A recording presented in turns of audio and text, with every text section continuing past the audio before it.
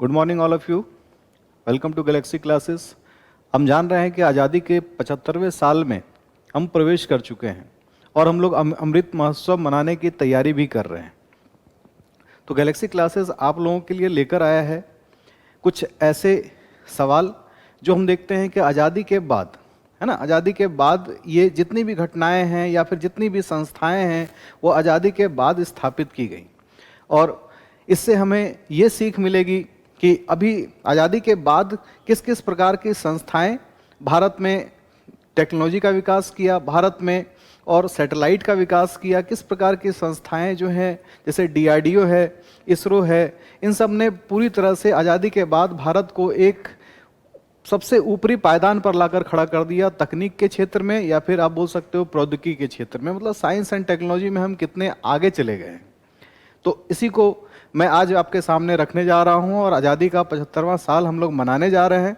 तो Galaxy classes की तरफ से मैं दीपराज आप लोगों का स्वागत करता हूं और मैं ये कहना चाहता हूं कि देशभक्तों से ही देश की शान है, देशभक्तों से ही देश का मान है। हम तो उस देश के फूल हैं जिस देश का नाम हिंदुस्तान है। तो हम हिंदुस्तान के लोग हिंदुस्तान की तरक्की को चाहते हुए हम लोगों ने जो जो साइंस के क्षेत्र में अभूतपूर्व योगदान दिया है या फिर जो भी संस्थाओं ने भारत को एक ऊपरी पायदान पर लाकर खड़ा किया है, आज उसी से संबंधित हम लोग यहाँ पर कुछ क्वेश्चंस को देखेंगे ताकि ये आपका आज़ादी का जश्न भी हो और साथ में उससे संबंधित जो सवाल होंगे उसका भी आपको थोड़ा ज्ञान हो जाए। तो आइए सबसे पहले इसी को देखते हुए हम लोग सबसे पहले एक सवाल यहाँ से लेते हैं। भारतीय परमाणु कार्यक्रम के पिता के रूप में जाना जाता है, known as the father of Indian nuclear programme, किसे कहा जाता है? तो इसका एकदम सही आंसर है होमी जहांगीर भाभा, है ना। इसका सही आंसर क्या हो जाएगा? होमी जहांगीर भाभा,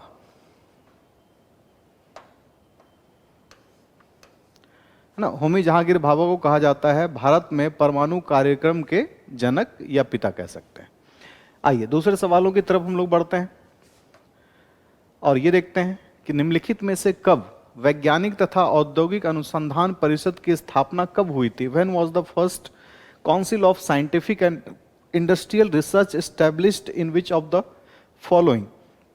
तो मैं आपको बता दूं कि इसका सही आंसर होगा बी, और इसी को हम लोग शॉर्ट फॉर्म में council of scientific and industrial research को CSIR के नाम से भी जानते हैं। तो डॉक्टर, है ना, स्वरूप भटनागर, जिनका नाम आपने सुना भी होगा, तो 1942 में सबसे पहले इसकी जब स्थापना हुई तो एक ऑटोनोमस इंस्टीट्यूट के रूप में इसकी स्थापना भी, एक स्वायत्त संस्था के रूप में इसकी स्थापना हुई। और आज आप देखोगे 20 से भी ज़्यादा इनके लेबोरेटरीज और इनके जो लैब्स हैं या फिर इनके जो रिसर्च सेंटर हैं पूरे देश में फैले हुए हैं और तरह तरह के प्रयोगों में लगे हुए हैं। तो इसका सही आंसर हो जाएगा 26 सितंबर 1942। चलिए नेक्स्ट हम देखते हैं। इसमें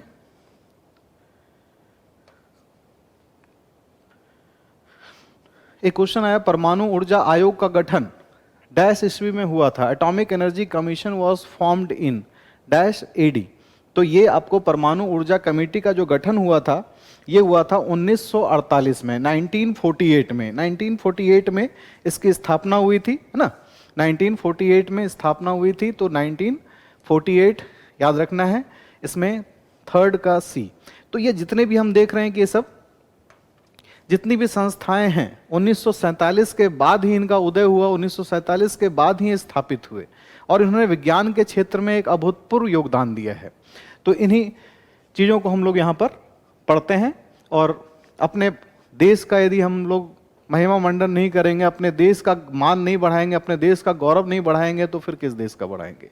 तो इसलिए हमें ये जानना है कि अपने देश में क्या क्या हुआ आज़ादी के बाद, है ना। आज़ादी के बाद फिर क्या क्या हुआ, ये सब अभी हम लोग इससे धीरे धीरे हम लोग, और मुख्य रूप से मैं जो आपको बताऊंगा वो साइंस से रिलेटेड ही बताऊंगा।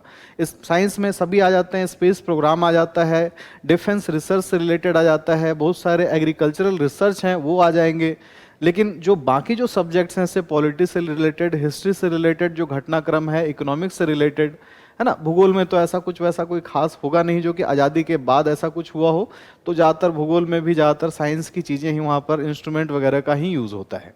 तो जितने आवश्यकता ही आविष्कार की जननी है ये सभी जानते हैं, और जितनी भी जब जब हमें आवश्यकता हुई तब तक हमने आविष्कार किया, है ना। जब जब हमें ये जरूरत पड़ी कि हमें खुद का अपना सैटेलाइट लॉन्च व्हीकल बनाना चाहिए, सैटेलाइट लॉन्च व्हीकल बनाना चाहिए, तो एसएलवी हमने बनाया। जहां जरूरत पड़ी पीएसएलवी, हमने पीएसएलवी बनाया। जहां जरूरत पड़ी एसएसएलवी की, वहां पर हमने एसएसएलवी भी बनाया, है ना। तो यहां हम देखते हैं कि कहां कहां भारत ने एक महत्वपूर्ण योगदान दिया है साइंस के क्षेत्र में आजादी के बाद।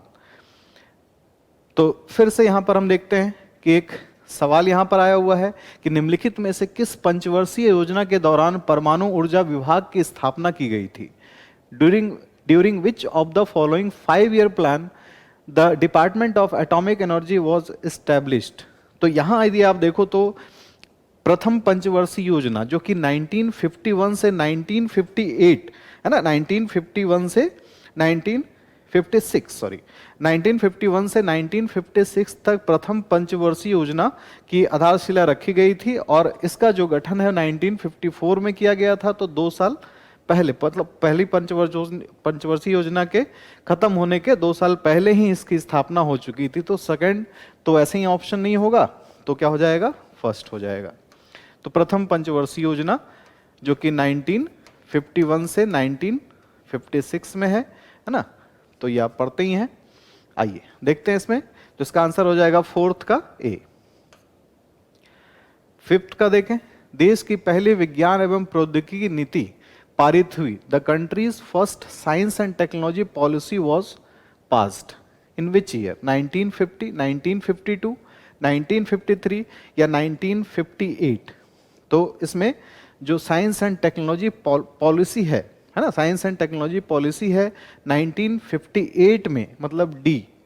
इसका आंसर हो जाएगा 1958 में ये पारित किया गया। मतलब इसके अंदर इसी लक्ष्य को रखा गया कि हम आने वाले समय में, आने वाले वर्षों में भारत में क्या क्या नई नई टेक्नोलॉजी को लाएंगे। और वही आप देखते हो, भारत ने सुपर कंप्यूटर बनाया, भारत में आईआईटी जैसी संस्थाओं की स्थापना हुई जिसने टेक्नोलॉजी, बहुत सारे अपने देश में बहुत सारे ऐसे इंजीनियर्स तैयार किए जो आज विदेशों में जाकर नासा में काम कर रहे हैं। बहुत सारे साइंटिस्ट अपने यहाँ इसरो में काम कर रहे हैं, बहुत सारे दूसरे और इंटरनेशनल स्पेस रिसर्च सेंटर में काम कर रहे हैं। तो ये सब जो है नई औद्योगिक, नई विज्ञान एवं प्रौद्योगिकी नीति कि जब ये लागू हुआ 1958 में, उसके बाद ये सब जो है विकास अपने देश में हुआ।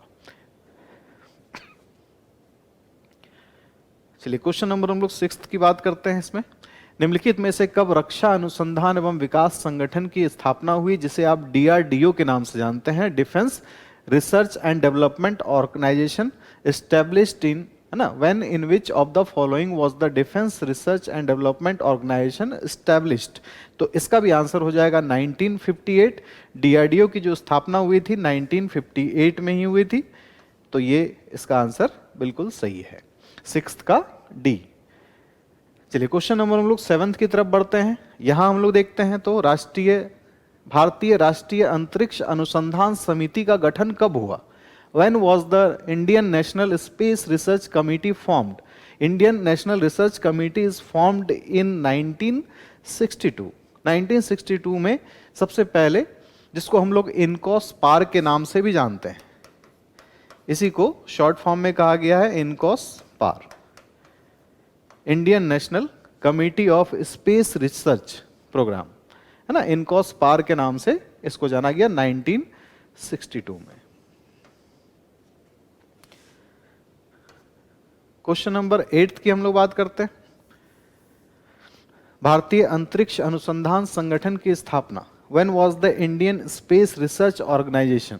ये सब जितने भी आप देख रहे हो आजादी के बाद होने वाले ये महत्वपूर्ण कार्य हैं, और इसी महत्वपूर्ण कार्य की आधारशिला रखने के कारण ही आज विज्ञान के क्षेत्र में हम इतने आगे हैं कि चंद्रयान हमारा पहला प्रयास में हम सफल हुआ, है ना। और आप देखते हो मंगलयान भी हम लोग पहले प्रयास में हम लोग सफल हुए, और है ना। तो ये हम देखते हैं कि ये सब जितनी भी आधारशिला रखी गई है वो लगभग आज़ादी के बाद ही इस तरह की आधारशिलाएं रखी गई है। तो 1969 ये वह साल भी था जिस समय पहला परमाणु रिएक्टर जो तारापुर में अभी स्थापित है, अभी तक वर्किंग कंडीशन में है, उसकी भी स्थापना हुई थी। तो 1969 एक ऐसा साल जिसमें हम लोग देखते हैं इसरो की स्थापना हुई है। चलिए 8th का डी हो गया अगेन। और क्वेश्चन नंबर 9th हम देख देखते हैं इसमें। Atomic energy stabilization, atomic energy stabilization Trombay का नाम किस वर्ष परिवर्तित किया गया? In which year was the name of atomic energy stabilization Trombay changed?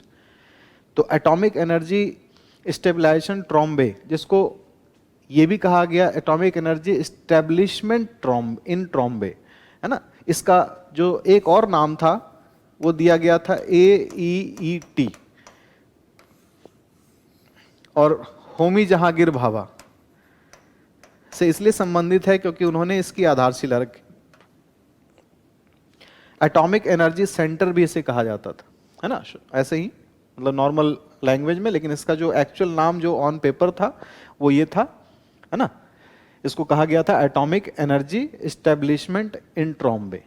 Trombay एक जगह है मुंबई में, और वहां पर, है ना, ट्रॉम्बे में ही अभी जो आप देखते हो BARC है। तो नाम जो चेंज हुआ, है ना, ये पूछा जा रहा है कि कब नाम चेंज हुआ, किस वर्ष नाम परिवर्तित किया गया? तो 1966 एक ऐसा साल है 1966 जो कि आपको यहाँ पर ईयर नहीं दिख रहा होगा, इसलिए क्योंकि 1966 में ही होमी जहांगीर भाभा की प्लेन क्रैश में डेथ हो गई। इंडियन एयरलाइंस की जो विमान थी वो क्षतिग्रस्त हो गई, और ये फ्रांस में ये दुर्घटना हुई थी। तो जब होमी जहांगीर भाभा इस दुनिया को बहुत जल्दी छोड़कर, मतलब मात्र 56 साल के थे, और उन्होंने एक ऐसा कार्य किया था जिसके लिए हम लोग आज भी याद रखते हैं। होमी जहांगीर भाभा को हम सैल्यूट करते हैं उनके कार्य के लिए, कि उन्होंने ही सबसे पहले अप्सरा परमाणु रिएक्टर, जो कि पूरे एशिया में कहीं नहीं था, और उन्होंने इसी सेंटर में एटॉमिक एनर्जी एस्टेब्लिशमेंट इन ट्रॉम्बे में उन्होंने सबसे पहले इस ट्रॉम्बे में BARC में इसकी स्थापना की। तो 1966 में जब होमी जहांगीर भाभा की डेथ हो गई वो प्लेन क्रैश में, तो 1966 के बाद 1967 में AEET का नाम चेंज करके कर दिया गया BARC, है ना, यही बन गया BARC। और आप जानते हो भाभा एटॉमिक रिसर्च सेंटर जो है वो ट्रॉम्बे में स्थित है। अक्सर ये सवाल पूछा जाता है, भाभा एटॉमिक रिसर्च सेंटर, क्योंकि परमाणु ऊर्जा के जनक, फादर ऑफ एटॉमिक एनर्जी, हम लोग बोलते हैं होमी जहांगीर भाभा को। चलिए इससे आगे बढ़ते हैं, फिर हम देखते हैं क्वेश्चन नंबर 10th की ओर। देश का पहला साउंडिंग रॉकेट नाइक अपाश को कहां से प्रक्षेपित किया गया? Where was the country's first sounding rocket Nike Apache launched? तो यहां पर आपको जगह का नाम बताना है। थुम्बा है एक, तो दूसरा है महेंद्रगिरी, तीसरा है पोर्ट ब्लेयर, और चौथा है श्रीहरिकोटा। तो थुम्बा, है ना, थुम्बा जो तिरुवनंतपुरम में है और केरल में है, ये केरला में थुम्बा, तो याद रखना है केरल। यहीं से सबसे पहला जो था फर्स्ट साउंडिंग रॉकेट नाइक अपाश, जिसको यहां से छोड़ा गया था, प्रक्षेपित किया गया था।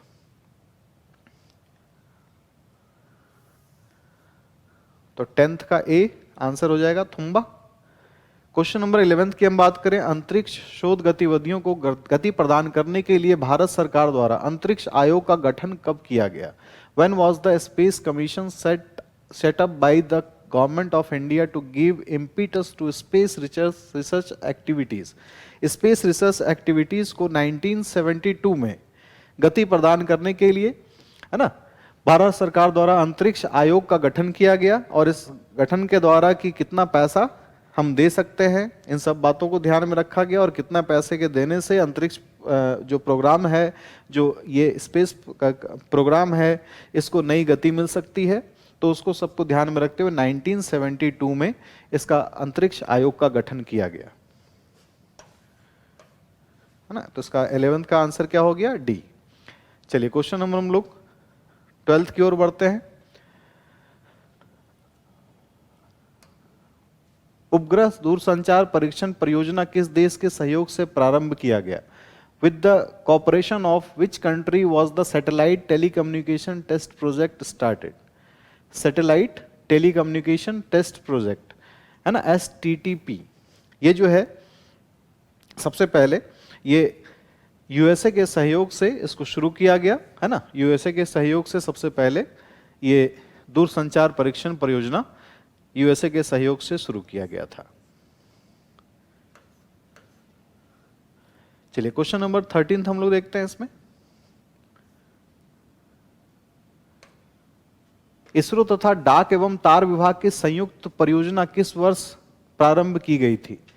इन which year the joint project of ISRO and the department of post and telegraph was started. जैसे हम लोग, है ना, इसमें हम देखते हैं डीपीटी के नाम से भी जानते हैं, department of post and telegraph, और ये जो है आपको, है ना, satellite telecommunication expansion experiments project, है ना, जो कि STEP स्टेप के नाम से भी जाना जाता था। इसे 1975 में सबसे पहले इसको स्टार्ट किया गया। तो इसमें हम लोग देखते हैं, इसका आंसर हो जाएगा 13th का सी। चलिए हम 14 देखते हैं। भारत का पहला कृत्रिम उपग्रह कौन सा था? Which was the first artificial satellite of India. Bharat ने एक सैटेलाइट के क्षेत्र में सबसे पहला कदम रखा, और सबसे पहला कदम जब रखा तो वो किसकी सहायता से, है ना, तो ये आर्यभट्ट जो है USSR, जो हम सोवियत रूस कहते थे, जो 1990s के बाद वो अलग हो गया, और ये जो है आर्यभट्ट सबसे पहला आर्टिफिशियल सैटेलाइट था इंडिया का, है ना। आर्यभट्ट जो कि आप जानते ही हो कि हाँ एक गणितज्ञ थे भारत के, और इनको भी अंतरिक्ष का काफी ज्ञान था। तो सबसे पहला जो अंतरिक्ष, जो सबसे पहला अंतरिक्ष में जो कृत्रिम उपग्रह भेजा गया, जो आर्टिफिशियल सैटेलाइट भेजा गया, उसका नाम आर्यभट्ट रखा गया था। तो 14th का ए इज द राइट आंसर। चलिए क्वेश्चन नंबर 15 की तरफ बढ़ते हैं। रोहिणी उपग्रह 1 को किसकी सहायता से कक्षा में स्थापित किया गया? Rohini satellite 1 was put into orbit with the help of, तो यहां पर ऑप्शन दिया हुआ है PSLV, दूसरा है SLV, तीसरा है SSLV, और उपयुक्त में से कोई नहीं। ये जो होते हैं LV सबके नाम में आप देख रहे हो कॉमन है ना, LV सबके नाम में कॉमन है। तो यहां पर LV जो होता है वो लॉन्च व्हीकल होता है ना, सैटेलाइट लॉन्च व्हीकल। तो यहां पर SLV सबसे पहले बनाया गया, है ना, SLV सबसे पहले बनाया गया। और पोलर सैटेलाइट लॉन्च व्हीकल, है ना, सिंक्रोनस सैटेलाइट लॉन्च व्हीकल, ये सब बाद में फिर बने, सबसे पहले SLV ही बनाया गया था। तो ये लॉन्च व्हीकल के द्वारा ही क्या करते हैं हम लोग, सैटेलाइट्स को ऊपर की ओर ऑर्बिट में भेजने का काम करते हैं। तो यहाँ पर रोहिणी उपग्रह 1 जो है ना, ये स्थापित किया गया था, SLV की सहायता से इसे स्थापित किया गया था। तो 15th का बी। आइए क्वेश्चन नंबर 16 की बात करें। निम्नलिखित जोड़े को सुमेलित करें। तो इसमें यदि 1 2 भी यदि आपको पता है तो इससे आप पता कर सकते हो। जैसे SLV है तो SLV 3 जो था, है ना, SLV 3 इसी से रोहिणी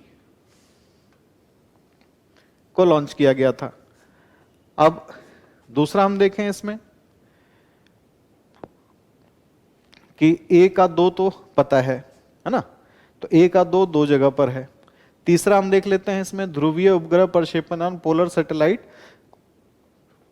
लॉन्च व्हीकल, तो C का 1, है ना, C का 1 होना चाहिए क्योंकि चंद्रयान को PSLV से भेजा गया है।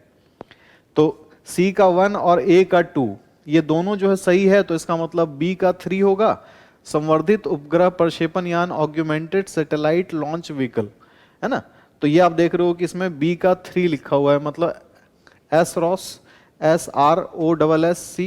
ये एक हो गया, है ना, मतलब इसमें एक तरफ सैटेलाइट का नाम दिया हुआ है। तो इसको भेजा गया था जब ASLV से भेजा गया है SROSC को, है ना, SROSC को भेजा गया है। और एडुसेट को जो भेजा गया है वो है ये आपको जियो सिंक्रोनस सैटेलाइट लॉन्च व्हीकल से, जिसको हम लोग SSLV, है ना, भी कहते हैं या GSLV भी कहते हैं। तो यहाँ हम देखते हैं कि इसमें D का 4 ही हो जाएगा। तो D का 4 यहाँ पर तीनों जगह पर दिया हुआ है, लेकिन C का 1 जो है एक ही जगह पर दिया हुआ है। तो हम लोग इस तरीके से ही इसको पहचान लेते हैं कि इसका सही आंसर क्या होगा, C होगा।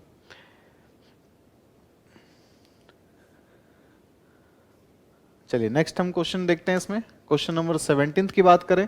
भारत का पहला प्रायोगिक संचार उपग्रह कौन सा था? Which was the first experimental communication satellite of India. First जो कम्युनिकेशन सैटेलाइट था इंडिया का वो था एप्पल, है ना, वो कौन सा था, एप्पल था।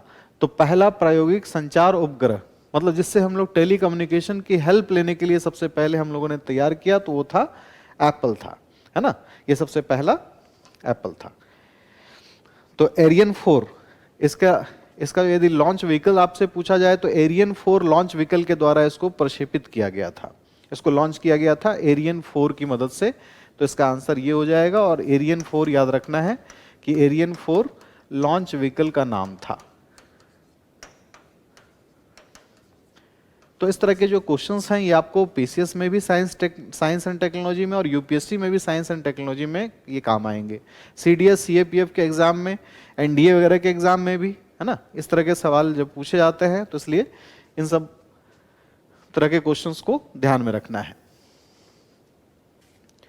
और हम लोग आज़ादी का अमृत महोत्सव मना रहे हैं 75वें साल में, तो साथ में ये भी आपको एक ज्ञान पता चल रहा है कि आज़ादी के बाद हम लोग कितना धीरे धीरे आगे की ओर बढ़ते गए, ये आपको यहाँ पर सब उसी तरह से आपको दिखता चला जाएगा।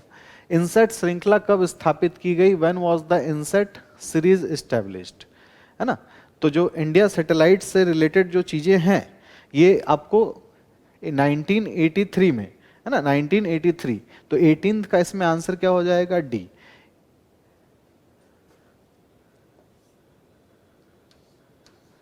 है ना, 1983 में इनसेट सीरीज एस्टेब्लिश किया गया, और इसके माध्यम से जितने भी, है ना, जितने भी इंडिया में बनने वाले सैटेलाइट्स थे उनको, है ना, बनाने के लिए जो योजनाएं थी उसको लागू किया गया, और बहुत सारे फंडिंग स्टार्ट की गई। तो इनसेट सीरीज की जो इस्टेब्लिशमेंट हुई वो 1983 में ये इस्टेब्लिश किया गया। इंदिरा गांधी की सरकार, है ना, इस समय प्रधानमंत्री इंदिरा गांधी थी।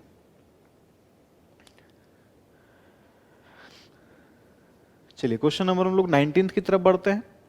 भारत द्वारा पीएसएलवी की सहायता से विदेशी उपग्रहों को किस वर्ष प्रक्षेपित करना शुरू किया गया?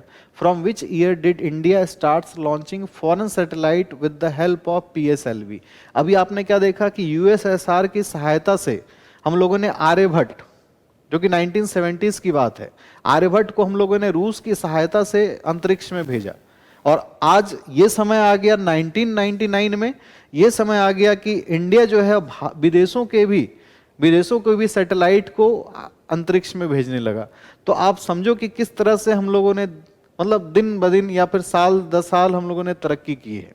भारत ने इस प्रकार से धीरे धीरे तरक्की की है साइंस एंड टेक्नोलॉजी के क्षेत्र में।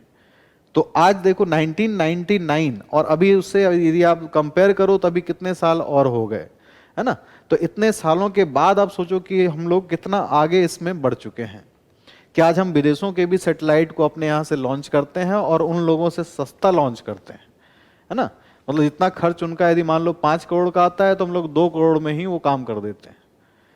तो इस चीज को भी हमने ध्यान में रखा कि जो हमेशा से सरकार ने यही ध्यान दिया कि कम से कम पैसे में क्या हो, हमें इफेक्टिव चीजें मिले, है ना। और इसी पे पूरी दुनिया भी काम कर रही है कि कैसे सामान सस्ता हो जाए।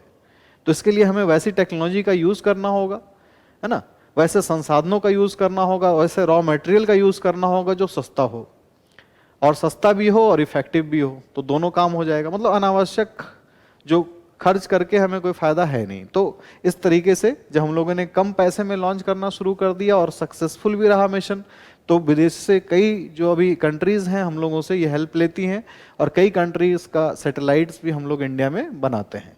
तो इसलिए आज इंडियन स्पेस रिसर्च प्रोग्राम जो है वो काफ़ी आगे बढ़ चुका है, और ये बहुत आगे और भी जाने वाला है, इसी, है ना, शुभकामनाओं के साथ।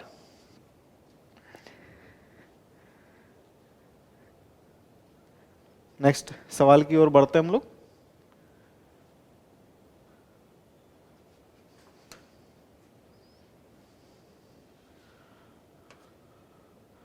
चलिए, समन्वित निर्देशित प्रक्षेपास्त्र विकास कार्यक्रम की शुरुआत कब हुई?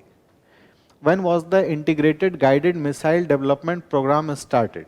Integrated Guided Missile Program is started in 1983 under guidance of Missile Man, आपको पता है, APJ अब्दुल कलाम।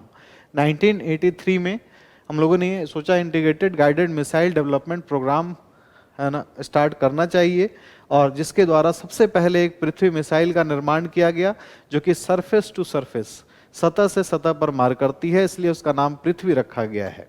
आकाश यदि नाम होता तो आकाश से आकाश में मार करती ना, तो यहां हम देखते हैं कि पृथ्वी से पृथ्वी की सतह पर, तो जब भी नाम, जो भी नाम रखे गए हैं वो इसी तरह से नाम रखे गए हैं।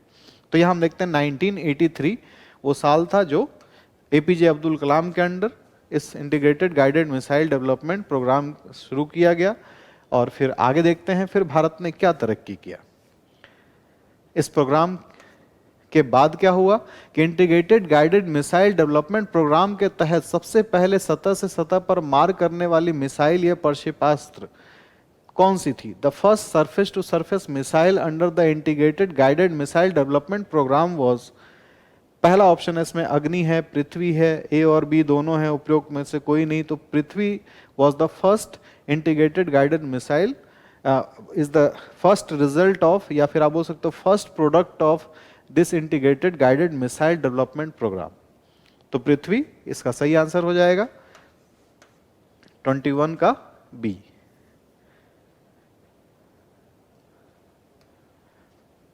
अब क्वेश्चन ये है कि व्हाट इज प्रहार, इंग्लिश में भी हम लोग इसको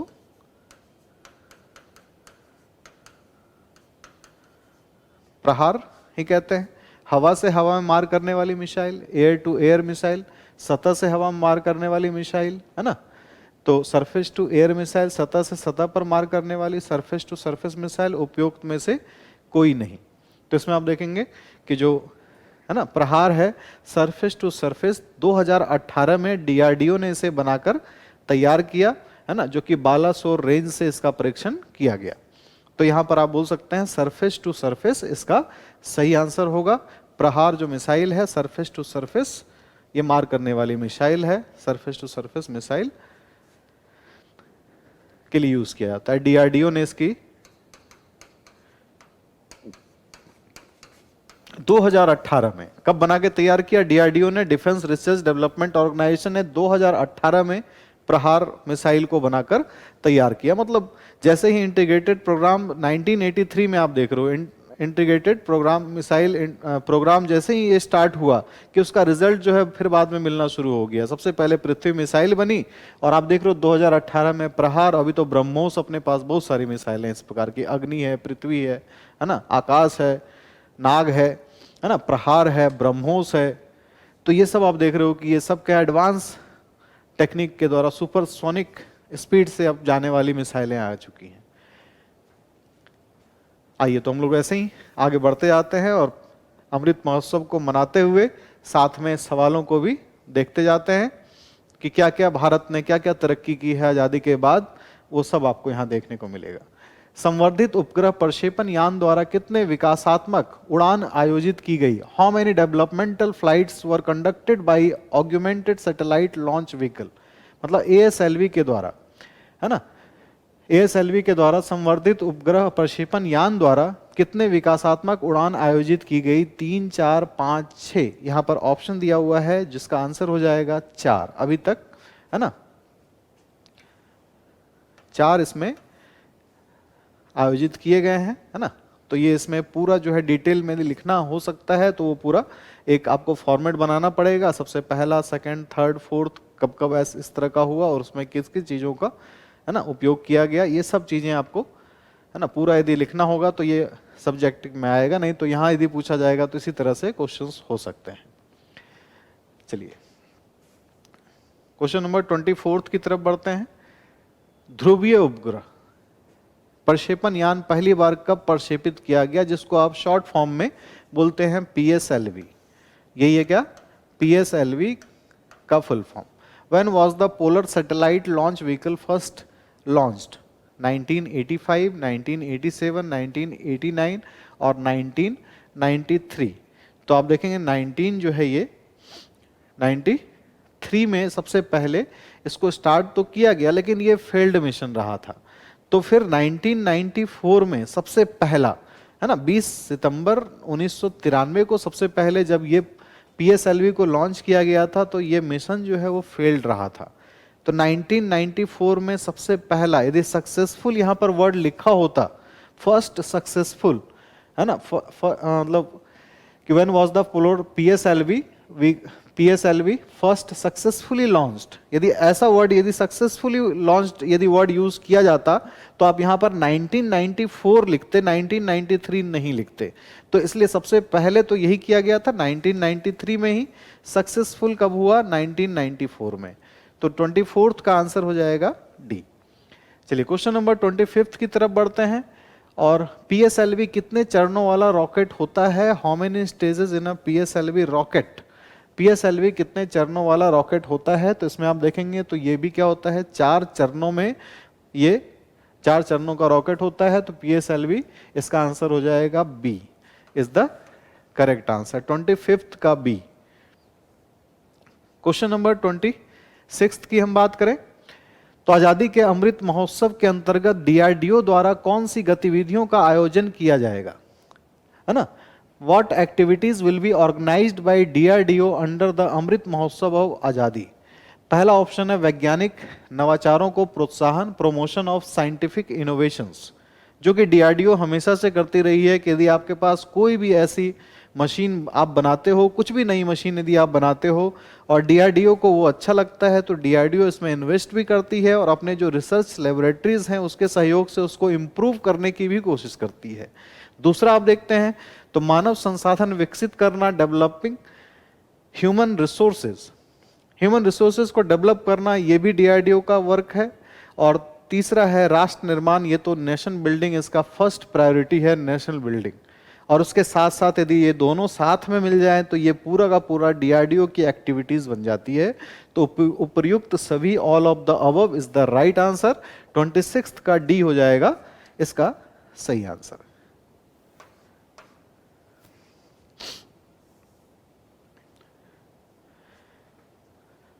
भारत का पहला चंद्रयान 1 मिशन कब लॉन्च किया गया, when was the India's first Chandrayaan 1 mission launched. Chandrayaan 1 mission launch कब किया गया, 27th में, मतलब इसमें आप देखेंगे चंद्रयान 1 जो कि 22 अक्टूबर 2008 को, है ना। 27th का क्या है, सी है, 22 अक्टूबर 2008 को।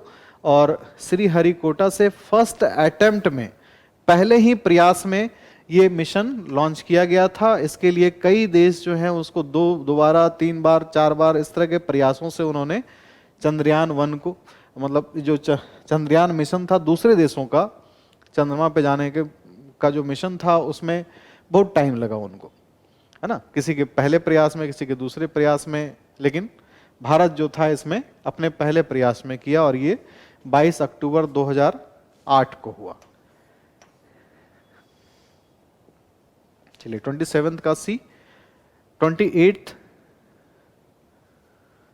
मार्स ऑर्बिटर मिशन, जिसे मंगलयान के नाम से जानते हैं, लॉन्च किया गया। मतलब आप देखो कि धीरे धीरे आजादी के साल बढ़ते गए। आजादी के जब 50 साल भी पूरे होने लगे तो हम लोग कितना आगे और बढ़ चुके हैं, है ना। 50 साल 60 साल जैसे जैसे पूरे होने लगे, जैसे जैसे, है ना, समय बीतता गया तो हम लोगों के ने जो आधारशिला रखी थी उस समय 1948 में,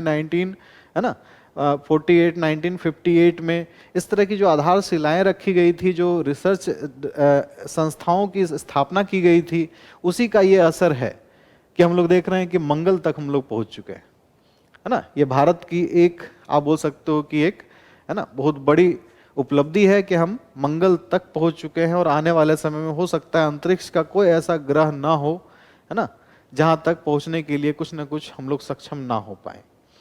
तो मार्स ऑर्बिटर मिशन, जिसे MOM के नाम से, मॉम के नाम से भी जाना जाता है, मार्स ऑर्बिटर मिशन को शॉर्ट फॉर्म में MOM भी कहा गया है, known as Mangalyaan, was the launched in, कब ये, है ना, लॉन्च किया गया। तो 28th का हम देखेंगे 5 नवंबर 2013 को। तो इसका आंसर हो जाएगा सी इज द राइट आंसर। और ये फर्स्ट एशियन कंट्री, ये भी जानना जरूरी है कि हम लोग हमेशा टेक्नोलॉजी में जो है हमेशा ये कहते रहते हैं कि हम चाइना से पीछे हैं, लेकिन ये कहना अब बंद कर सकते हैं आप कि हम टेक्नोलॉजी में, स्पेस प्रोग्राम में हम चाइना से इस फील्ड में भी आगे हैं। और न्यूक्लियर रिएक्टर में भी, जापान के पास भी न्यूक्लियर रिएक्टर नहीं था, लेकिन हम लोगों ने उस समय भी, और ये फर्स्ट एशियन कंट्री है जिसने, मतलब हम लोग जापान से इस फील्ड में भी आगे हैं क्योंकि जापान ने भी पहले अटेम्प्ट में मंगलयान उसका मिशन पूरा नहीं हो पाया था। चाइना का भी फर्स्ट अटेम्प्ट में मंगलयान मिशन पूरा नहीं हो पाया, लेकिन हम लोग ऐसी पहली एशियन कंट्री हैं और अभी तक 6 ही ऐसे देश हैं जिन्होंने मंगलयान, जिनका मिशन अभी तक पूरा हो चुका है। तो यहां पर इसका जो आंसर है वो हो जाएगा 5 नवंबर 2013। 5 नवंबर 2013 कहाँ है? सी इज द राइट आंसर। तो 28 का सी। 29 नंबर क्वेश्चन की तरफ हम लोग बढ़े। चंद्रयान 2 चंद्रमा के किस क्षेत्र में उतरने वाला विश्व का प्रथम मिशन था? मतलब विश्व में भी अब देखो प्रथम है। तो इसलिए बोला जाता है कि जब आपका फाउंडेशन अच्छा होता है, जब आपकी आधारशिला अच्छी होती है, तो आगे फिर जो मकान बनेगा उसमें जो है ना लक्ष्य होगा वो कुछ अलग ही होगा। तो आप देख रहे हो कि Chandrayaan 2 was the world first mission to land in the which region of the moon? हम लोग मून के किस क्षेत्र में, विश्व में सबसे पहले हम लोग किस में पहुंचे? साउथ पोल में पहुंचे थे, दक्षिणी ध्रुव में पहुंचे थे। तो 29 का आंसर क्या हो जाएगा? बी। साउथ पोल में आज तक विश्व का कोई भी देश अपने सैटेलाइट को नहीं भेज पाया है, हम लोगों ने भेजा है ना। तो विश्व में हम लोगों ने ऐसा पहली बार, और भारत सबसे पहली बार वहां पहुंचा। तो ये सब उपलब्धि है और इस पे इसलिए हमें भारत देश पर गर्व होता है कि एक ऐसा देश जो हमेशा अपने एक विकासशील देश तो है, लेकिन आज एक विकसित देश की श्रेणी में खड़ा होने जा रहा है। क्योंकि ये सब ही टेक्नोलॉजी हमें आगे आने वाले समय में बहुत आगे तक ले जाएगी। आज कोई भी गांव में बच्चा बैठकर और फिर कहीं से भी सैटेलाइट क्लासेस वो पढ़ सकता है, अच्छे अच्छे एजुकेटर से वो चीज़ें को सीख सकता है। तो ये सब संभव हो पाया है स्पेस रिसर्च प्रोग्राम की वजह से ही, सैटेलाइट प्रोग्राम की वजह से ही। आज इसकी आधारशिला यदि नहीं रखी हो जाती उस समय, तो हो सकता है कि आज ये सब हमें उपलब्धियां नहीं मिल पाती। ये वीडियो भी आप तक जब पहुंचेगी तो इसमें भी आप बोल सकते हो कि इसमें कहीं ना कहीं योगदान किसका है, और पूरी तरह से आप 100% बोल सकते हैं इसमें योगदान टेक्नोलॉजी का है। बिना टेक्नोलॉजी के ये ना तो बोर्ड होता, ना बिना टेक्नोलॉजी के ये है ना संभव ही नहीं होता कि मैं आपको देश के हर एक कोने में हर एक बच्चे को ये संभव नहीं था कि मैं ये पहुंचा पाता। तो ये है भारत देश की ताकत, जो आप देख रहे हो। आजादी के जैसे जैसे साल बीतते गए हम मजबूत होते चले गए। क्वेश्चन नंबर 30 देखते हैं। इसरो के गगनयान कार्यक्रम के अंतर्गत कितने मानव रहित मिशन को मंजूरी दी गई है? How many unmanned mission have been approved under ISRO's Gaganyaan programme? Gaganyaan programme के तहत यहाँ पर अनमैन्ड मिशन पूछा गया है। तो अनमैन्ड मिशन की यदि हम बात करें तो इसमें जो है सिर्फ 2 अनमैन्ड मिशन की अनुमति मिली है और तीसरा मैन्ड मिशन है। कहने का मतलब जब 2 बार जो है, जब अंतरिक्ष में है ना ये जो प्रोग्राम होगा है ना गगनयान, तो इसमें क्या होगा कि 2 बार जो है वो उसमें किसी आदमी को, किसी अंतरिक्ष यात्री को नहीं भेजा जाएगा। लेकिन तीसरी बार जो होगा उसमें क्या होगा? मैन्ड मिशन होगा, जिसमें क्या होगा कि साथ में जैसे नासा के द्वारा बहुत सारे है ना अंतरिक्ष यात्री को वहां भेजा जाता है, तो उसी तरह से यहाँ भी क्या होगा, ये मैन्ड मिशन होगा जिसमें कोई आदमी जो है इस गगनयान मिशन के तहत वो है ना दूसरे ग्रहों पर जाएंगे। तो अभी जो है इसकी अनुमति है ना सिर्फ अप्रूव हुआ है 2 अनमैन्ड मिशन और 1 इसमें मैन्ड मिशन। तो यदि मैन्ड मिशन पूछा जाता है कि कितने मैन्ड मिशन की अनुमति मिली है तो इसरो के गगनयान को, तो आप बोल सकते हो मैन्ड मिशन तो 1, लेकिन अनमैन्ड मतलब जिसमें मानव रहित, मानव नहीं जाएंगे, और मैन्ड मिशन जिसमें मानव जाएंगे। तो मानव जाएंगे वो 1 मिशन होगा और 2 मिशन ऐसा होगा जिसमें मानव नहीं जाएंगे। तो 30 का आंसर क्या हो जाएगा? ए हो जाएगा 30 का आंसर। चलिए क्वेश्चन नंबर 31 की बात करते हैं हम। तो त्रिवेंद्रम अवस्थित विक्रम साराभाई अंतरिक्ष केंद्र मुख्यतः संबंधित है। The Vikram Sarabhai space centre located in Trivandrum is mainly related to, क्या बोला गया कि the Vikram Sarabhai space centre located in Trivandrum, मतलब ये तो कंफर्म हो गया कि केरला में स्थित है, त्रिवेंद्रम में स्थित है विक्रम साराभाई, जो कि भारतीय अंतरिक्ष जो प्रोग्राम है, जो योजना है, उसके जनक कहे जाते हैं। और इसमें देखिए क्या है कि पहला जो ऑप्शन है, मौसम संबंधी समस्याओं की जांच के लिए ध्वनिपूर्ण रॉकेटों को प्रक्षेपित करने से, by launching soundful rocket to check meteorological problems, rocket छोड़ने के लिए प्रणोदकों के अनुसंधान से। प्रणोदक कहा जाता है जो हम लोग ईंधन का यूज करते हैं। तो from research of propellant to launch rocket, अंतरिक्ष यान के डिजाइन तथा निर्माण से spacecraft design and construction, उपग्रह प्रक्षेपण वाहनों के विकास से the development of satellite launch vehicle, है ना। तो इसमें आपको ये बताना है इसमें से कि कौन सा मुख्य योगदान है। तो इसमें हम देखेंगे कि 31 का जो होगा वो सेकंड और फोर्थ जो मेन काम है, विक्रम साराभाई रिसर्च इंस्टीट्यूट जो त्रिवेंद्रम में है, ये वो कार्यों को करती है।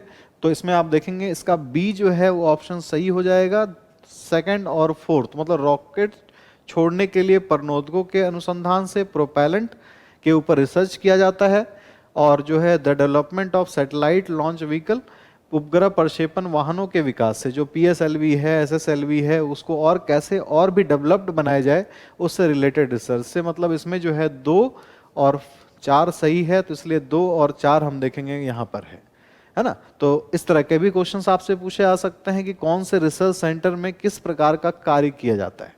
यदि बहुत ज्यादा इंपॉर्टेंट होगा तभी उस तरह के क्वेश्चंस बनते हैं। तो 31 का बी हो जाएगी, बी हो गया। चलिए क्वेश्चन नंबर हम लोग 32 की तरफ बढ़ते हैं। भारत में डीएनए फिंगर प्रिंटिंग के जनक कौन है? Who is the father of DNA finger printing in India? तो CCMB है ना, centre of cellular and molecular biology, एक संस्था है हैदराबाद में। तो वहां पर एक है ना साइंटिस्ट थे लालजी सिंह। लालजी सिंह को कहा जाता है DNA finger printing, father of DNA finger printing. DNA finger printing के जनक लालजी सिंह को कहा जाता है। तो इसका आंसर हो जाएगा सी। इन्होंने सबसे पहले भारत में डीएनए फिंगर प्रिंटिंग किया। और आप जानते हो डीएनए फिंगर प्रिंटिंग की मदद से क्या होता है कि हम बायोलॉजिकल फादर की जांच कर सकते हैं। मान लो किसी बच्चे को ही एक नॉर्मल सी बात है कि कोई बच्चा चोरी हो गया कहीं से, अब कोई क्लेम कर रहा है कि नहीं ये मेरा बच्चा है, दूसरा व्यक्ति और क्लेम कर रहा है ये मेरा बच्चा है, तो कोर्ट किस आधार पर कहेगा कि ये दोनों में से किसका बच्चा है? तो कोर्ट इसके लिए क्या करेगा, डीएनए फिंगरप्रिंटिंग की परमिशन देगा, डीएनए चेक करने की अनुमति होगी। और डीएनए फिंगरप्रिंटिंग क्या होता है कि जो डीएनए फिंगरप्रिंटिंग होती है, इसका कहने का मतलब, फिंगरप्रिंट का मतलब क्या है कि जो आपका प्रिंट है ना, जो आपका प्रिंट है अंगूठे में या किसी भी उंगली में, वो हूबहू क्या होता है, इंक के द्वारा वो छप जाता है। तो यहाँ पर भी डीएनए फिंगरप्रिंटिंग के द्वारा क्या करते हैं कि हमारे डीएनए का सीक्वेंस जो है, उसके अंदर जीन्स का जो सीक्वेंस है, उसका पूरा का पूरा एक है ना कॉपी तैयार हो जाती है। अब जब हमारा कॉपी तैयार हो गया, या फिर जो वहाँ पर क्लेम कर रहा था 2 लोग थे, उसका अब बच्चे के डीएनए से क्या करा जाएगा, मैच करा जाएगा। और ये कहीं से भी किसी भी सेल से डीएनए को निकाला जा सकता है, खास करके ब्लड वगैरह के सैंपल से तो खूब आसानी से निकाला जा सकता है। तो जिसके भी डीएनए मैच कर जाए, जब 2 लोग एक बच्चे के लिए लड़ रहे थे और वहां पर फिर ऐसा हो जाए है ना कि 2 लोग एक बच्चे के लिए लड़ रहे हैं और वहां पर डीएनए जो है जिस व्यक्ति से मैच कर गया, जिस व्यक्ति से डीएनए मैच कर गया, इसका मतलब क्या हो गया कि वो उसका बायोलॉजिकल फादर है। तो डीएनए फिंगरप्रिंटिंग का आजकल उपयोग करके हम लोग देखते हैं कोर्ट में इस तरह के जो केसेस होते हैं उसका निवारण खूब आसानी से किया जा सकता है। तो लालजी सिंह को इसकी क्रेडिट देनी पड़ेगी। इनको कहा जाता है भारत में डीएनए फिंगरप्रिंटिंग के जनक।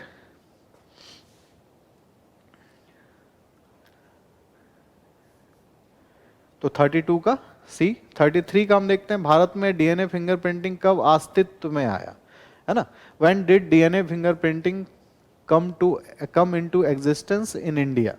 तो 19 है ना 85 है इसमें ऑप्शन, 1987 है, 1988 है, और इसमें 1988 इज द राइट आंसर। तो 1988 में सबसे पहले भारत में डीएनए फिंगरप्रिंटिंग लालजी सिंह ने ही इसकी है ना शुरुआत की थी। क्वेश्चन नंबर 34, उसमें है मेघराज क्या है, व्हाट इज मेघराज? तो AI cloud, artificial intelligent cloud, या फिर government information cloud, IT cloud, information technology cloud, तो यह है government information cloud, GI cloud को मेघराज नाम दिया गया है। क्लाउड कंप्यूटिंग मतलब आप समझते होंगे कि जितना भी आप देखते हो क्लाउड कंप्यूटिंग के थ्रू एक किसी भी इंस्टीट्यूट में या किसी भी ऑफिस में क्लाउड कंप्यूटिंग के थ्रू यदि सभी नेट से कनेक्टेड हैं, है ना, तो आप देखते हो कोई भी कहीं से भी बैठे बैठे उसके कंप्यूटर को क्या कर सकता है, वहां से वो चीजों को, फाइल को वहां से मतलब अपने पास ले सकता है। और जितने भी आप देखते हो क्लाउड कंप्यूटिंग के थ्रू ही जितना ऑनलाइन पेमेंट वगैरह जितना भी हम लोग कर रहे हैं, सारा इंफॉर्मेशन यही कलेक्ट हो रहा है। तो क्लाउड कंप्यूटिंग, है ना, मेघराज जो है वो क्या है, एक प्रकार का गवर्नमेंट इंफॉर्मेशन क्लाउड है। तो इसका 34th का आंसर हो जाएगा बी, इसका नाम रखा गया है मेघराज। चलिए क्वेश्चन 34th का बी हो गया। 35th का हम देखेंगे, ई गवर्नेंस में G2E डैश को संबोधित करता है। G2E in E government deals with, तो यहां हम देखते हैं कि सरकार से नागरिक, यदि हम देखें ऑप्शन है यहां पर क्या है, सरकार से नागरिक। तो यहां पर G का मतलब G स्टैंड्स फॉर गवर्नमेंट, है ना, और टू मतलब ये हो गया टू, तो इसलिए टू लिखा गया है।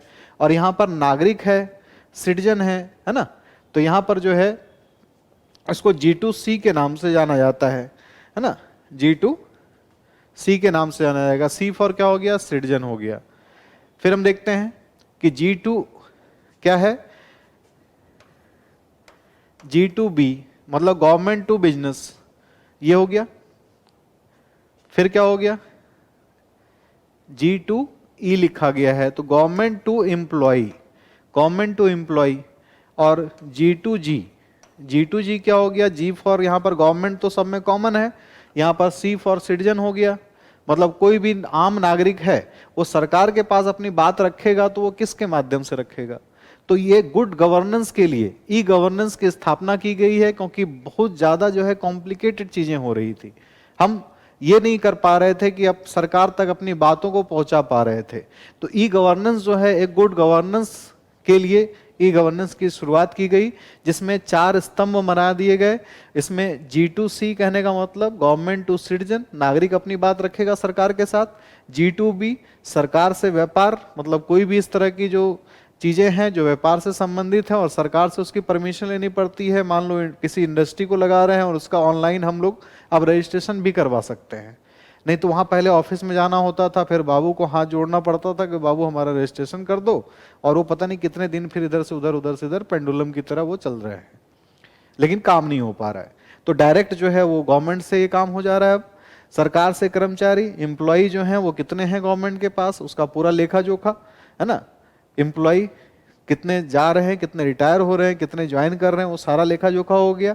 और सरकार, जब सरकार आपस में जो भी आपको एक डिपार्टमेंट से दूसरे डिपार्टमेंट में कुछ भी डील करेगी, कुछ भी बात करेगी, तो उससे रिलेटेड काम होगा। तो ई गवर्नेंस में G2E का मतलब क्या हो गया, एम्प्लॉय से रिलेटेड। तो 4 स्तंभ हो गए इसके ई गवर्नेंस के, पहला citizen, business, employ, government to government, है ना, ये याद रखना है। तो इसमें 35th का आंसर क्या हो गया, C हो गया। चलिए 36th में हम लोग बढ़े। ई गवर्नेंस के कितने स्तंभ हैं, how many pillars of e governance are there, अभी मैंने आपको डिस्कस कर दिया। There are 4 pillars of e governance, जिसमें G2C, G2B, G2E और G2G।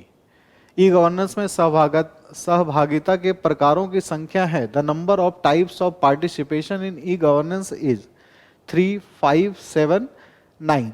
तो इसमें हम देखेंगे 37th का जो है उसमें आपका आंसर हो जाएगा 5, है ना, सहभागिता के प्रकार, पार्टिसिपेशन जो है इसमें 5।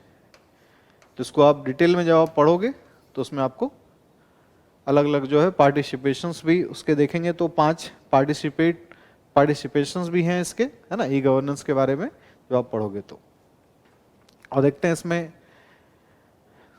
क्वेश्चन नंबर 38, राष्ट्रीय सूचना विज्ञान केंद्र NIC की स्थापना कब की गई थी। One was the national informatics centre established. NIC की स्थापना कब की गई थी, तो 38th का हम देखेंगे तो इसमें 1977 डी, 1977 में इसकी स्थापना हुई है ना, राष्ट्रीय सूचना विज्ञान केंद्र, national informatics centre. Question number 39 की ओर हम लोग बढ़ते हैं। तो इसमें टोटल जो सवाल 75 ही रखा गया है, क्योंकि आपको ये याद दिलाने के लिए अब हम आज़ादी के कितने साल में प्रवेश कर चुके हैं, 75वें साल में हम लोग प्रवेश कर चुके हैं। और अमृत महोत्सव का अभी आप देख रहे हो कि अमृत महोत्सव मनाया जा रहा है, जो है ना। तो इसमें ई गवर्नेंस के उदय के कारण क्या है? The reason for the rise of e governance is, पहले मतलब एक जमाना था कि हमने किसी भी प्रधानमंत्री को या किसी भी, है ना, यदि कंसर्न मंत्री को, किसी भी विभाग के मंत्री को यदि हमें कुछ बताना होता था तो एक पत्र लिखना होता था, फिर कई लाखों पत्र आ रहे थे। अब हर एक पत्र को, है ना, पहुंचने में समय लगता था। अभी क्या है कि आप घर बैठे एक मेल आप डिपार्टमेंट को भेज देते हैं और वहां से क्या होता है, एक रिस्पॉन्स आ जाता है कि हाँ उसका निपटारा कब तक होगा। आप ऑनलाइन शिकायत कर सकते हैं। तो ई गवर्नेंस ने हमें ये एक मौका दिया है कि हम अपने गवर्नेंस को क्या करें, गुड गवर्नेंस में चेंज करें। ये हमें एबिलिटी इसी से आई हुई है। तो यहाँ पर ई गवर्नेंस के उदय का कारण क्या है? The reason for the rise of e governance is, सरकार से नागरिकों की अपेक्षाओं में वृद्धि। और दूसरा है शासन का जटिल होना, है ना। और तीसरा है सूचना का प्रसार करना, डिसेमिनेशन ऑफ इंफॉर्मेशन। और ए तथा बी दोनों। तो यहाँ पर हम देखते हैं सरकार से नागरिकों की अपेक्षाओं में जब वृद्धि हो गई कि सरकार और कुछ करना चाहिए, तो उस वजह से क्या हो गया, ई गवर्नेंस की स्थापना की गई। और increase in citizen expectations from the government. तो ये तो पहला सही है, तो ए सही होगा और बी भी सही होगा। सरकार का जटिल होना, गवर्नेंस कॉम्प्लेक्स हो गया क्योंकि बहुत सारे डिपार्टमेंट हो गए, बहुत सारे, है ना, चीज़ें हो गई। तो उसमें क्या हो गया कि एक डिफ्रेंशिएट करना भी मुश्किल हो जाता है। तो इसलिए हम लोग यहाँ पर ऑप्शन जो चूज करेंगे वो 39th का D is the correct answer. 39th का डी। क्वेश्चन नंबर 40, राष्ट्रीय ई शासन योजना NIGP की शुरुआत कब की गई थी? When was the national e governance plan NIGP launched?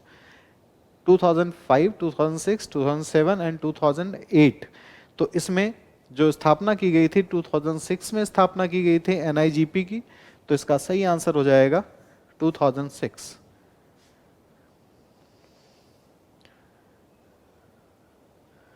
मतलब पूरी तरह से वो होते होते पूरी तरह से, है ना, गति पकड़ते पकड़ते बहुत साल लगे, लेकिन शुरुआत वहां से हो गई थी। डिजिटल इंडिया के कितने स्तंभ हैं? How many pillars of Digital India are there, है ना। तो डिजिटल इंडिया के टोटल जो स्तंभ माने गए हैं, how many pillars of Digital India are there, 9 pillars इसके हैं। तो 9 पिलर्स कौन कौन है वो आप एक बार पढ़ लेंगे, है ना। तो 9 पिलर्स इसमें है, क्योंकि फिर काफी लंबा सा हो जाएगा, वो पूरा डिटेल्ड किसी दिन मैं क्लास लूंगा इससे रिलेटेड, तो मैं आपको उसमें डिस्कस करूंगा। चलिए क्वेश्चन नंबर हम लोग 42 की बात करते हैं। इसमें CSC की स्थापना कब हुई थी? When was the CSC established? Common service centre. Common service centre जो CSC है, आजकल लगभग आप देखते हो हर एक, है ना, गांव गांव में CSC पहुंच चुका है। तो इसकी स्थापना 2009 से इसकी शुरुआत हुई थी। CSC को एस्टेब्लिश किया गया था, कॉमन सर्विस सेंटर, जिसके द्वारा एक ऐसा सेंटर हो जिसमें से सारा काम हो जाए, आधार भी बन जाए, है ना, इसे ही बैंक में पैसा भी चला जाए, कहीं हम पैसा निकाल भी सकें। तो कॉमन ग्राहक सेवा केंद्र जिस तरह से है, उसी प्रकार से CSC जो है कॉमन सर्विस सेंटर की स्थापना 2009 में की गई थी, इसी उद्देश्य से कि एक जगह पर वो सारे आपके समस्याओं का निपटारा हो जाए। तो 42 का क्या हो गया? बी। क्वेश्चन नंबर 43, भारत में ई गवर्नेंस की उत्पत्ति किस दशक में हुई थी? In which decade e government originated in India? 1966, 1968, 1969 और 1970। ई गवर्नेंस की उत्पत्ति किस दशक में हुई थी? तो इसमें आप देखोगे 43 का 1970, मतलब इन सभी में आप देखेंगे तो सबसे बाद वाला, एक तरह से याद रखने के लिए, है ना, कि चारों ऑप्शन जो दिए गए थे उसमें सबसे बाद वाला ऑप्शन सही है, क्योंकि थोड़ा लेट हुआ ये काम, जो भारत में थोड़ा लेट हुआ, लेकिन फिर भी अब धीरे धीरे हम लोग बहुत आगे इन चीजों में आगे बढ़ चुके हैं। चलिए, स्वान का अर्थ क्या है, मीनिंग ऑफ स्वान, ये ज़्यादातर जो है ये आपको आर्टिफिशियल इंटेलिजेंस या फिर इंफॉर्मेशन टेक्नोलॉजी से रिलेटेड चीज़ों में इसका यूज़ किया जाता है ज़्यादातर। स्टेट वाइड आर्टिफिशियल नेटवर्क, तो कोई भी फुल फॉर्म आए तो उसकी हिंदी नहीं होगी, है ना, तो ये भी ध्यान रखना है कि state work area network, state wide area network, बिल्कुल सही यही होगा, है ना, स्टेट वाइड एरिया नेटवर्क। और फोर्थ है स्टेट वर्क एडमिनिस्ट्रेशन, तो इसका आंसर होगा स्टेट वाइड एरिया नेटवर्क। चलिए 44th का सी। क्वेश्चन नंबर 45 हम देखते हैं। इसमें भारत में कृषि उत्पादन बढ़ाने के लिए सदाबहार क्रांति शब्द का प्रयोग किया था। The term evergreen revolution was use to increase agriculture production in India. Norman Borlaug जो है, इनका नाम भी आपने सुना होगा, इन्हें विदेशों में, मतलब इनको बोला जाता है पूरे वर्ल्ड में ग्रीन रिवॉल्यूशन के फादर कहा जाता है, father of green revolution in world. पूरे विश्व की यदि हम बात करें तो शुरुआत इन्होंने किया था। लेकिन भारत में यदि बात की जाए तो एम.एस. स्वामीनाथन जो एक एग्रीकल्चरल रिसर्च साइंटिस्ट थे, इन्होंने भारत में, है ना, गेहूं के उत्पादन को, राइस के उत्पादन को बढ़ाने के लिए इन्होंने हाई इल्ड प्रोडक्ट का यूज करने की सलाह दी कि यदि हम लोग हाई इल्ड प्रोडक्ट का यूज करेंगे, जो उसमें, है ना, ज़्यादा पैदावार करने की क्षमता होती है ना, हाइब्रिड प्रोडक्ट का, हाइब्रिड सीड्स का यूज़ करेंगे, तो हमारे यहाँ क्या होगा, पैदावार बढ़ेगा और कम क्षेत्र में हम लोग ज़्यादा से ज़्यादा पैदावार कर सकते हैं, धान का, चावल का, है ना, गेहूँ, धान का और गेहूँ का। तो इसी को ध्यान में रखते हुए एम.एस. स्वामीनाथन, इसमें सही आंसर यही हो जाएगा 45th का बी। चलिए क्वेश्चन नंबर हम लोग 46 की ओर बढ़ते हैं। निम्नलिखित में से कौन हरित क्रांति को संदर्भित करता है? Which of the following refers to green revolution? पहला है हरी खाद का उपयोग, यूज ऑफ ग्रीन मैन्योर। फसलों का उच्च उत्पादन, हाई प्रोडक्शन ऑफ क्रॉप्स, तो ये तो पहले भी खाद से हो ही रहा था।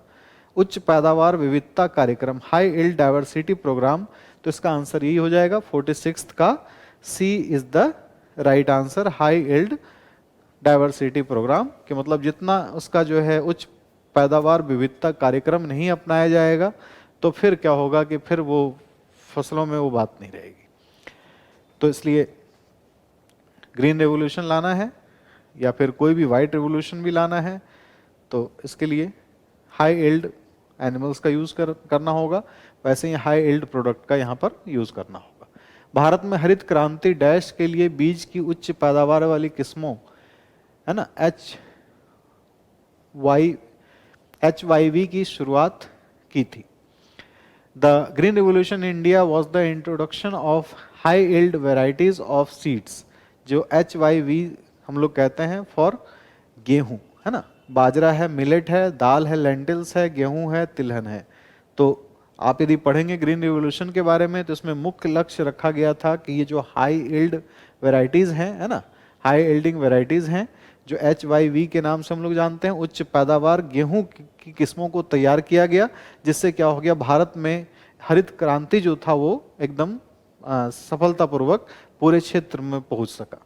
तो यहाँ पर गेहूं इसका सही आंसर हो जाएगा 47th का सी। चलिए क्वेश्चन नंबर हम लोग 48 देखते हैं। गहन कृषि जिला कार्यक्रम IADP कब प्रारंभ किया गया? When was the intensive agriculture district programme launched? 1960 to 61, 1964 to 65, 1966 to 67 और 1970 to 71। तो 48 का जो है ये आंसर हो जाएगा 1960 to 61। IADP प्रोग्राम जो है ना, इंटेंसिव एग्रीकल्चरल डिस्ट्रिक्ट प्रोग्राम के जिले जिले में, और ये जो है एग्रीकल्चरल प्रोग्राम पहुँचे, जो सरकार की जो भी योजनाएं हैं वो पहुँचे, तो ये जो है आपको शुरुआत कब हुई? 1960 to 61 में इसकी शुरुआत हुई थी। 48 का ए हो गया आंसर। क्वेश्चन नंबर 49 हम लोग देखते हैं। देश में दुग्ध उत्पादन में वृद्धि लाने के उद्देश्य से सघन पशु विकास कार्यक्रम ICDP कब चलाया गया? मतलब हम लोगों ने सिर्फ टेक्नोलॉजी में हम लोगों का हाथ आगे नहीं बढ़ा, हम लोग टेक्नोलॉजी में आगे नहीं बढ़े, हम लोगों ने साथ साथ ये भी ध्यान में रखा कि उस टेक्नोलॉजी का हम लोग उपयोग किन किन क्षेत्रों में कर सकते हैं। यदि DNA फिंगरप्रिंटिंग हम लोगों ने जाना तो DNA फिंगरप्रिंटिंग से फिर हम लोग रिकॉम्बिनेंट DNA टेक्नोलॉजी की ओर बढ़े, हम लोगों ने वैक्सीन का प्रोडक्शन शुरू कर दिया, हम लोगों ने फिर ट्रांसजेनिक एनिमल्स बनाना शुरू कर दिया, ट्रांसजेनिक क्रॉप्स हमने बनाना शुरू कर दिया। तो टेक्नोलॉजी जैसे जैसे हमारे पास आती गई, हम लोगों ने इसका उपयोग जो है अलग अलग फील्ड में इसका सही उपयोग करना शुरू कर दिया। तो आज़ादी का अमृत महोत्सव मनाते हुए आपको ये गर्व होगा कि भारत कितना देश आगे बढ़ चुका है टेक्नोलॉजी के मामले में। When was the intensive animal development program launched with the aim of increasing milk production in the country? तो मिल्क प्रोडक्शन को इंक्रीज करने के लिए 1964 टू 65 आईसीडीपी कब चलाया गया, और इसी वजह से जो है वो कई प्रकार के रिवोल्यूशन आए, व्हाइट रिवोल्यूशन आया, सिल्वर रिवोल्यूशन आया, अलग अलग प्रकार के जो रिवोल्यूशन हम लोग पढ़ते हैं, है ना, वो इससे संबंधित रहा। क्वेश्चन नंबर 50 हम लोग देखते हैं। इसमें निम्नलिखित में से कौन सा खनिज पॉलीमेटेलिक नोड्यूल प्रोग्राम का हिस्सा है? Which of the following minerals is part of the polymetallic nodule programme? पहला ऑप्शन है मैग्नीशियम, दूसरा ऑप्शन है नियॉन, तीसरा हीलियम और चौथा मरकरी।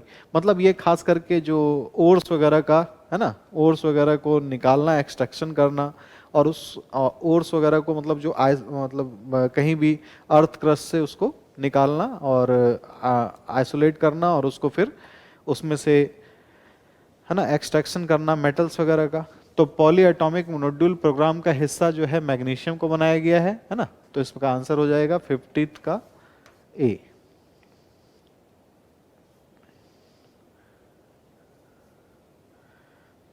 का ए। 51 का निम्नलिखित में से कौन पॉलीमेटेलिक नोड्यूल प्रोग्राम का घटक है? Which of the following is a component of the polymetallic nodule programme? पहला ऑप्शन है इसमें गहरे समुद्र प्रौद्योगिकी और महासागर खनन समूह। जो पॉलीमेटेलिक नोड्यूल प्रोग्राम का हिस्सा मैग्नीशियम को बनाया गया, उससे रिलेटेड ही अब चीजें आप यहाँ पर देखो, उससे क्वेश्चन बना हुआ है कि कौन सा पॉलीमेटेलिक नोड्यूल प्रोग्राम का घटक है, और इससे ये पता चल जाएगा इसका लक्ष्य क्या है ना, कि पॉली मेटालिक नोड्यूल प्रोग्राम का लक्ष्य क्या है। Deep sea technology and ocean mining group. दूसरा ऑप्शन सर्वेक्षण और अन्वेषण, सर्वे और एक्सप्लोरेशन। और तीसरा है पर्यावरणीय प्रभाव आकलन, इन्वायरमेंटल इम्पैक्ट असेसमेंट। और चौथा है प्रौद्योगिकी विकास, टेक्नोलॉजी डेवलपमेंट। निम्नलिखित में से कौन से कथन सही हैं? तो इसमें हम देखेंगे कि 2, 3 और 4। 2, 3, 4 क्या है? सर्वेक्षण और अन्वेषण, है ना, पॉलीमेटेलिक नोड्यूल प्रोग्राम। तो इसमें deep sea technology and ocean mining इसके अंदर नहीं आ रही है। इसके अंदर क्या आ रहा है? सर्वेक्षण और अन्वेषण, मतलब सर्वे एंड एक्सप्लोरेशन आ रहा है। दूसरा पर्यावरणीय प्रभाव आकलन आ रहा है, इन्वायरमेंटल इम्पैक्ट असेसमेंट भी देखा जाएगा कि यदि हम कहीं से कोई भी चीज हम लोग बाहर निकालते हैं ओर्स, तो वहां पर क्या और नुकसान हो सकता है। क्या वो ऐसा क्षेत्र हो जो बहुत ज़्यादा वहाँ पर भूकंप वगैरह आते हों, वैसे क्षेत्रों में यदि हम खनन करते हैं तो उसमें कितना क्या प्रॉब्लम हो सकती है। तो इन्वायरमेंटल एस्पेक्ट्स को बिल्कुल देखना है। और प्रौद्योगिकी विकास, टेक्नोलॉजी डेवलपमेंट, ये तो होगा ही। 2, 3, 4 इज द राइट आंसर। तो 51 का सी हो गया। मतलब हमें रॉ मटेरियल यदि टेक्नोलॉजी के लिए चाहिए तो हमें मेटल्स वगैरह तो निकालना पड़ेगा, है ना, मेटल्स वगैरह को एक्सट्रैक्ट करना पड़ेगा। और हम लोग यदि ये नहीं कर पाएंगे तो फिर बहुत सारी चीज़ें हम लोगों को अभी अर्थ क्रस्ट में है लेकिन हम लोग नहीं ढूंढ पाए, है ना। कहीं मान लो कि नई जगह पर कहीं कुछ मिल गया, यदि गोल्ड माइंस मिल गई, कोल माइंस मिल गई, तो जब तक हम लोग एक्सप्लोर नहीं करेंगे, है ना, उन चीज़ों को नहीं जानेंगे, सर्वे नहीं करेंगे, तब तक ये हमें नहीं पता चल पाएगा। तो इसलिए ये सब जरूरी है। निम्नलिखित में से कौन सा कंप्यूटर फाइलों के बारे में सत्य नहीं है? Which of the following is not true about computer files? वो एक स्टोरेज माध्यम में सेव किया गया डेटा का संग्रह होती है। They are a collection of data saved in a storage medium, बिल्कुल सही है ये। प्रत्येक फाइल का एक नाम होता है, each file has a name, बिल्कुल सही। आप भी सेव करके कुछ नाम रख देते हो। प्रयोक्ता इसे बनाने की तारीख निर्दिष्ट करने के लिए एक्सटेंशन देता है। Provide extension for the user to specify the date it was created. ऐसा तो नहीं होता, डेट जब वो बन गया तो बन गया, उसके लिए एक्सटेंशन डेट नहीं होती फाइल क्रिएट करने के लिए। इसलिए जो है ना, कहीं भी आप देखते हो प्रूफ के तौर पर भी जो ऑनलाइन जो भी चीज़ें मतलब मेल में आई होती हैं वो एक प्रूफ के तौर पर रखी जाती है, क्योंकि उसमें एक डेट जो है वो फिक्स हो जाती है, सेव हो जाती है। और इनमें से कोई नहीं। तो इसका आंसर हो जाएगा 52 का C. This statement is not correct about, है ना, कंप्यूटर फाइल्स। मतलब आर्टिफिशियल इंटेलिजेंस के बारे में जब आप पढ़ोगे तो कंप्यूटर से ही इसकी शुरुआत करनी पड़ेगी, आपको कंप्यूटर के बारे में थोड़ा जानना होगा, है ना। चलिए क्वेश्चन नंबर 53 हम देखते हैं इसमें। 52 का तो सी हो गया। हाँ, निम्नलिखित में से कौन पॉलीमेटेलिक मॉड्यूल के खनन प्रौद्योगिकी के विकास के लिए जिम्मेदार है? Who among the following is responsible for the development of mining technology of polymetallic nodules? पहला ऑप्शन है एकीकृत तटीय और समुद्री क्षेत्र प्रबंधन, integrated coastal and maritime zone management. दूसरा ऑप्शन है इसमें गहरे समुद्र प्रौद्योगिकी और महासागर खनन समूह, deep sea technology and ocean mining group. तटीय महासागर निगरानी और पूर्वानुमान प्रणाली या coastal ocean monitoring and production system, coastal ocean monitoring and forecasting system और coastal ocean monitoring and prediction system, तटीय क्षेत्र प्रबंधन परियोजना, कोस्टल जोन मैनेजमेंट प्रोजेक्ट। तो यहां हम लोग देखते हैं कि 53 का जो होगा कि निम्नलिखित में से कौन सा पॉलीमेटेलिक मॉड्यूल के खनन प्रौद्योगिकी के विकास के लिए जिम्मेदार है? तो इसमें b is the right answer, deep sea technology and ocean mining group. Polymetallic module, polymetallic module के लिए गहरे समुद्र प्रौद्योगिकी और महासागर खनन समूह इसके लिए रिस्पॉन्सिबल इसलिए है क्योंकि आप देख रहे हो कि गहराई में, है ना, समुद्र की गहराई में चीज़ों को जो ढूंढने का एक आप बोल सकते हो डिपार्टमेंट है, तो वो ये पता करता है कि समुद्र की गहराई में क्या क्या चीज़ें हो सकती हैं। तो ज़मीन में भी वो हमें क्या कर सकते हैं, इस काम के लिए मदद कर सकते हैं कि कहाँ पर किस तरह के नए भंडार मिल सकते हैं। अभी हाल फिलहाल एक न्यूज़ आया था, उसमें बिहार में बताया गया कि एक गोल्ड माइन हो सकती है, तो वहाँ पर अभी टीम पहुँची, वो सर्वे कर रही है, हो सकता है कि वहाँ पर ऐसा कुछ हो, है ना। अब वो अफवाह है या क्या है, उसका सत्यापन करने के लिए क्या करना हो, फिर ऐसे समूह की मदद ली जाती है जो कि समुद्र में की गहराई में जब चीज़ों को ढूंढ सकते हैं अपनी टेक्नोलॉजी से, तो सतह पे तो खूब आसानी से ढूंढा जा सकता है। तो पॉलीमेटेलिक मॉड्यूल्स के लिए इन टेक्नोलॉजी का सहारा लेना पड़ेगा। तो 54 भारतीय अंटार्कटिक अनुसंधान कार्यक्रम के तहत भारत का पहला स्टेशन कौन सा था? Which was the first station in India under the Indian Antarctic research programme? Antarctic में रिसर्च करने के लिए इंडिया ने जो, है ना, स्टेशन स्थापित किया है वहां पर, रिसर्च स्टेशन, उसका नाम है दक्षिण गंगोत्री, है ना। इसका नाम क्या है? दक्षिण गंगोत्री। परम तो कंप्यूटर था, सुपर कंप्यूटर का नाम था। चलिए क्वेश्चन नंबर 55, तो उसका तो ए हो गया आंसर, है ना, दक्षिण गंगोत्री। 55 देखते हैं। भारतीय समुद्र की जानकारी और ज्ञान के महत्व को पहचानने के लिए एक एकीकृत कार्यक्रम है, an integrated programme to recognise the importance of knowledge and knowledge of the Indian Ocean. पहला ऑप्शन है तटीय महासागर निगरानी और पूर्वानुमान प्रणाली, मॉनिटरिंग एंड फोरकास्टिंग और coastal ocean monitoring and forecasting system, महासागर अवलोकन और सूचना सेवा, ocean observation and information services, भारतीय अंटार्कटिक अनुसंधान कार्यक्रम, इंडियन अंटार्कटिक रिसर्च प्रोग्राम और ध्वनिक ज्वार गेज एकॉस्टिक टाइड गॉज। भारतीय समुद्र की जानकारी और ज्ञान के महत्व को पहचानने के लिए, है ना, जो है वो है ये वाला ocean observation and information services, OOIS, है ना, इसी को हम लोग शॉर्ट फॉर्म में OOIS कहते हैं। तो ये जो है ocean observation and information services, जिसको आप बोल सकते हो कि समुद्र की जानकारी जो है, भारतीय समुद्र की जानकारी यही प्रोवाइड कराता है और सारे रिसर्च वगैरह इसी के देख रेख में किए जाते हैं। 55 का बी हो गया। 56 हम लोग देखते हैं इसमें, महासागर अवलोकन और सूचना सेवा कार्यक्रम की प्रमुख इकाई निम्नलिखित में से कौन सी नहीं है? अब ये बोला गया कि which one of the following is not a major unit of ocean observation and information services programme.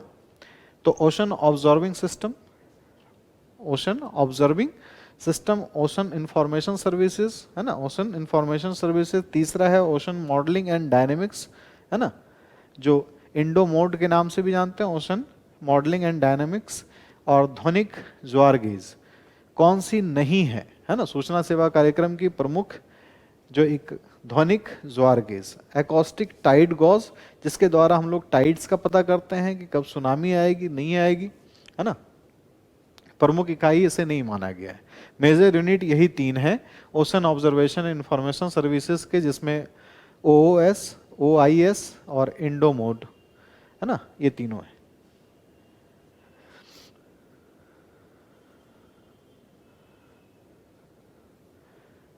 फिर हम देखते हैं मतलब हम लोग कहाँ कहाँ टेक्नोलॉजी को पहुंचा चुके हैं। अंतरिक्ष में तो गया ही, अंटार्कटिका की तरफ भी पहुंच चुके, है ना, और हम लोग अभी ओशन से रिलेटेड ऑब्जर्व, जो हम लोग पहले ही ओशन से रिलेटेड जो इन्फॉर्मेशन है वो कलेक्ट कर लेते हैं।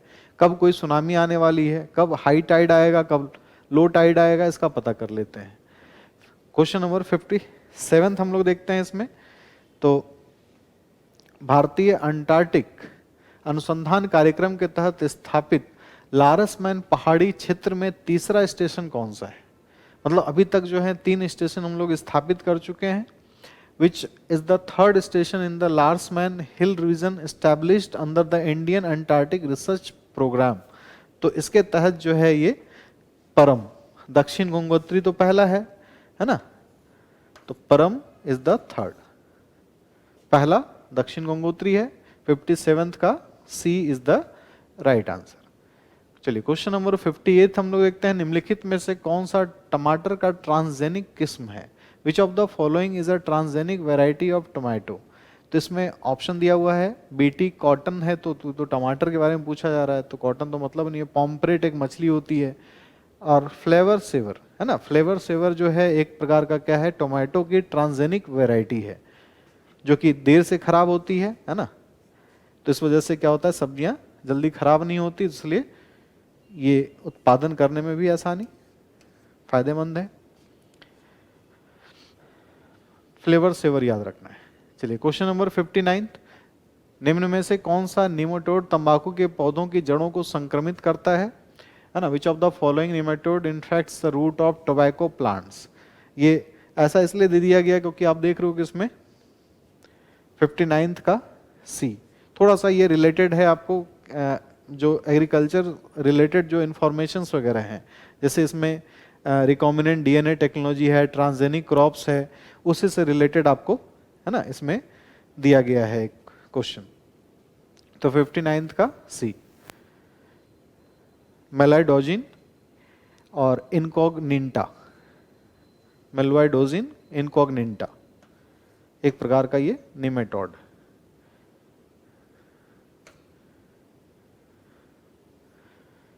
बैसिलस थ्यूरेंजिएंसिस किस प्रकार के बीजाणु बनाने वाले बैक्टीरिया हैं? What type of spores forming bacteria are Bacillus thuringiensis, है ना, किस प्रकार के बीजाणु बनाने वाले बैक्टीरिया हैं? तो इसमें दिया हुआ है ग्राम पॉजिटिव और ग्राम नेगेटिव, दोनों, इनमें से कोई नहीं। तो ग्राम जो है, एक वर्ड आया हुआ है क्रिश्चियन ग्राम, क्रिश्चियन ग्राम नाम के एक साइंटिस्ट थे, उन्होंने बैक्टीरिया को स्टेन करने का तरीका बताया। इन्होंने यूज किया उसमें सैफ्रानिन का, उसमें यूज किया गया अल्कोहल का, इसमें यूज किया गया क्रिस्टल वायलेट का, ये 3 केमिकल का यूज किया जाता है। और जिसको स्टेन करने के बाद जो कलर को एब्जॉर्ब कर लेता है वो बैक्टीरिया कहलाते हैं ग्राम पॉजिटिव, और जो कलर को एब्जॉर्ब नहीं करता, ग्राम स्टेनिंग को, जो स्टेनिंग एक सॉल्यूशन होता है, 3 सॉल्यूशन उसमें यूज किए जाते हैं, अल्कोहल, सैफ्रानिन और क्रिस्टल वायलेट। इन तीनों सॉल्यूशन को यूज करने के बाद जो उस डाई को एक्सेप्ट कर ले वो है ग्राम पॉजिटिव, और जो नहीं एक्सेप्ट करे वो है ग्राम नेगेटिव। तो यहाँ पर बैसिलस थ्यूरेंजिएंसिस जो बैक्टीरिया हैं वो ग्राम पॉजिटिव बैक्टीरिया है ना। ग्राम पॉजिटिव और ग्राम नेगेटिव 2 कैटेगरी में बैक्टीरिया को बांटा गया, कि जब हम लोग प्रॉपर इसको स्टेन करेंगे, मतलब रंगने की विधि, तो रंग जो है वो आसानी से एक्सेप्ट करेगा ग्राम पॉजिटिव, और ये क्रिश्चियन ग्राम नाम के एक साइंटिस्ट के नाम पर ये नाम रखा गया है।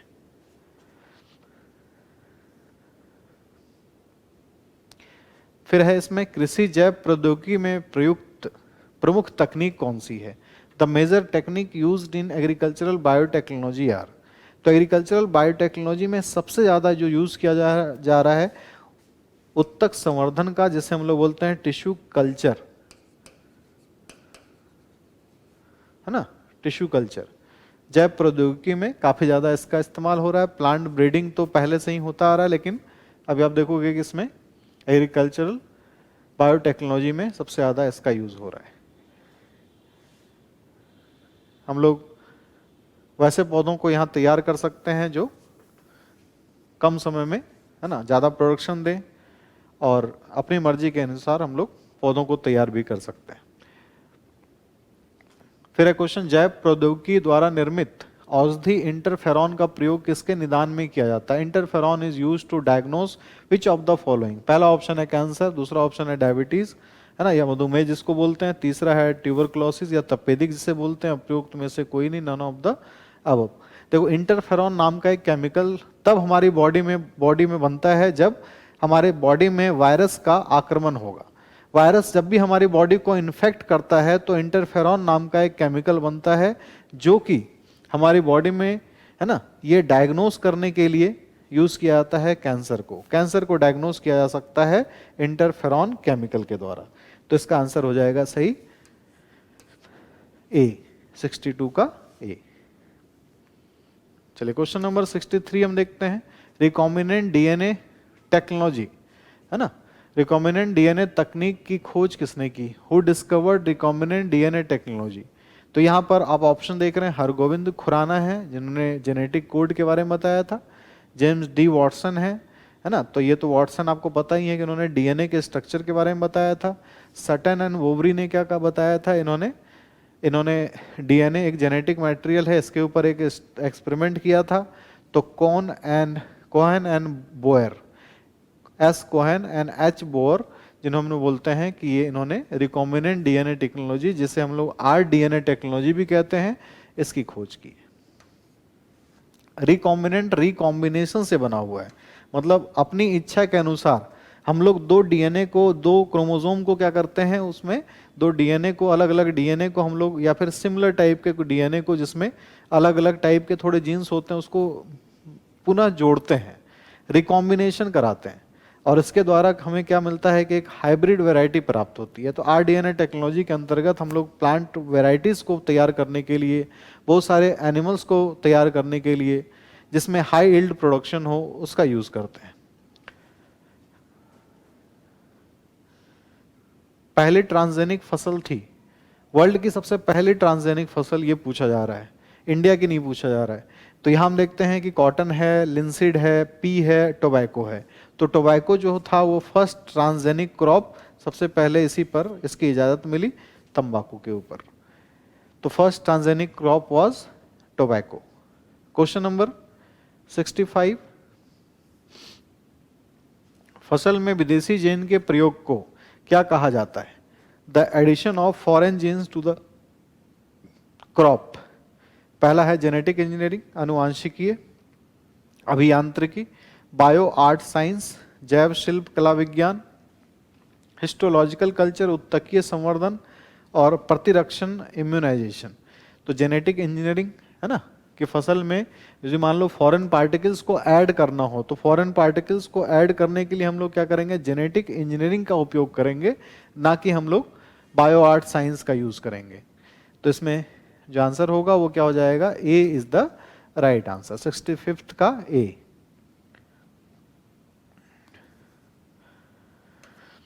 क्वेश्चन नंबर 66, ट्रांसजेनिक जीवाणु का प्रयोग किसको बनाने में करते हैं? What do transgenic bacteria use to make?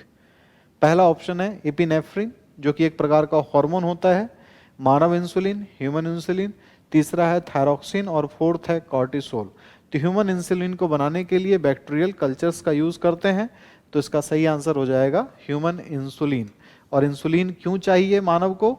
इसलिए चाहिए कि मानव जो है आज के डेट में यदि हम देखें तो जैसे जैसे टेक्नोलॉजी बढ़ी, इसका एक गलत असर भी हुआ। लोगों ने टेक्नोलॉजी का उपयोग करना ज़्यादा शुरू कर दिया। मतलब 1 किलोमीटर भी यदि किसी को जाना है, यदि मान लो 1 किलोमीटर आप जाते हो और फिर आप आते हो तो 2 किलोमीटर हो गया। यदि कोई मान लो कि सब्जी लाने भी जा रहा हो, 2 किलोमीटर आना जाना कर रहा हो, तो उससे क्या होगा कि चलने से क्या होगा? ब्लड सर्कुलेशन हमारी बॉडी का बढ़ेगा, एनर्जी जो होगी वो खर्च होगी। लेकिन आज के डेट में आप क्या देखते रहे हैं कि 500 मीटर क्या 100 मीटर भी यदि किसी को जाना हो तो बाइक का इस्तेमाल करते हैं, स्कूटी का इस्तेमाल करते हैं, कार का इस्तेमाल करते हैं। तो जैसे जैसे टेक्नोलॉजी बढ़ी उन्होंने आलसी बना दिया लोगों को। और इस कारण से क्या होता है कि हम लोग के पास उतना टाइम होता नहीं है कि हम लोग कि फिर एक्सरसाइज भी कर पाए, तो बहुत सारे रोगों ने का भी जन्म हुआ। जैसे जैसे टेक्नोलॉजी सुविधाएं बढ़ गई, अभी आप देख रहे हो कि सिर्फ एक आवाज़ देने से क्या होता है, लाइट ऑफ हो जाती है, एसी ऑफ कर सकते हैं, मतलब सारे जो इलेक्ट्रॉनिक सिस्टम अपने घर के हैं वो एक आवाज़ पे बंद हो सकते हैं। तो आदमी को तो उठकर स्विच के पास भी नहीं जाना है। तो आप समझ सकते हो टेक्नोलॉजी का एक गलत असर भी लोगों पर पड़ा, जिससे बीमारियां हुई। तो डायबिटीज़ एक ऐसी बीमारी है जो लाइफ स्टाइल डिजीज़ के नाम से जानी जाती है। तो इंसुलिन ही एक ऐसा हार्मोन है जो हमारी बॉडी में क्या कर सकता है, ब्लड शुगर के लेवल को क्या कर सकता है, मेंटेन कर सकता है। तो यदि शरीर के अंदर नहीं बन रहा हो तो बाहर से हमें लेना पड़ेगा, इसके इंजेक्शन लेने पड़ते हैं। तो 66 का बी। 67 का हम देखते हैं RNAi का प्रयोग रोगाणुओं को नियंत्रित करने हेतु किस पौधे में किया जाता है? In which plant is RNAi use to control microbes? तो माइक्रोब्स को कंट्रोल करने के लिए टोबैको में इसका उपयोग किया जाता है, RNAi का। ठीक है, 67 का ए इज द राइट आंसर। चलिए क्वेश्चन नंबर 68 की तरफ बढ़ते हैं। टीआई प्लाज्मिड जो आनुवांशिक इंजीनियरिंग में प्रयुक्त होता है, प्राप्त होता है। The Ti plasmid used in genetic engineering is obtained from, पहला ऑप्शन है Bacillus thuringiensis, by Bacillus thuringiensis. दूसरा है Escherichia coli, from Escherichia coli. और Agrobacterium rhizogenes, from Agrobacterium rhizogenes Agrobacterium tumefaciens. Agrobacterium tumefaciens ही इसका सही आंसर होगा, है ना। 68 का डी, जो एक डिजीज होती है क्राउन गॉल ट्यूमर।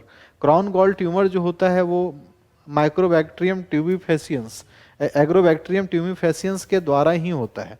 मतलब किसी भी पेड़ पौधों में आप देखते हो कि ट्यूमर की तरह का एक आकार पेड़ पौधों के बाहर निकलने लगता है। This is called crown gall tumour in plants. तो एग्रोबैक्टीरियम ट्यूबिफेसियंस में यही टीआई प्लाज्मिड है जिसका उपयोग हम लोग करते हैं जीन्स को इंट्रोड्यूस करने के लिए। प्लाज्मिड जो होते हैं वो क्या होते हैं, there are short part of DNA.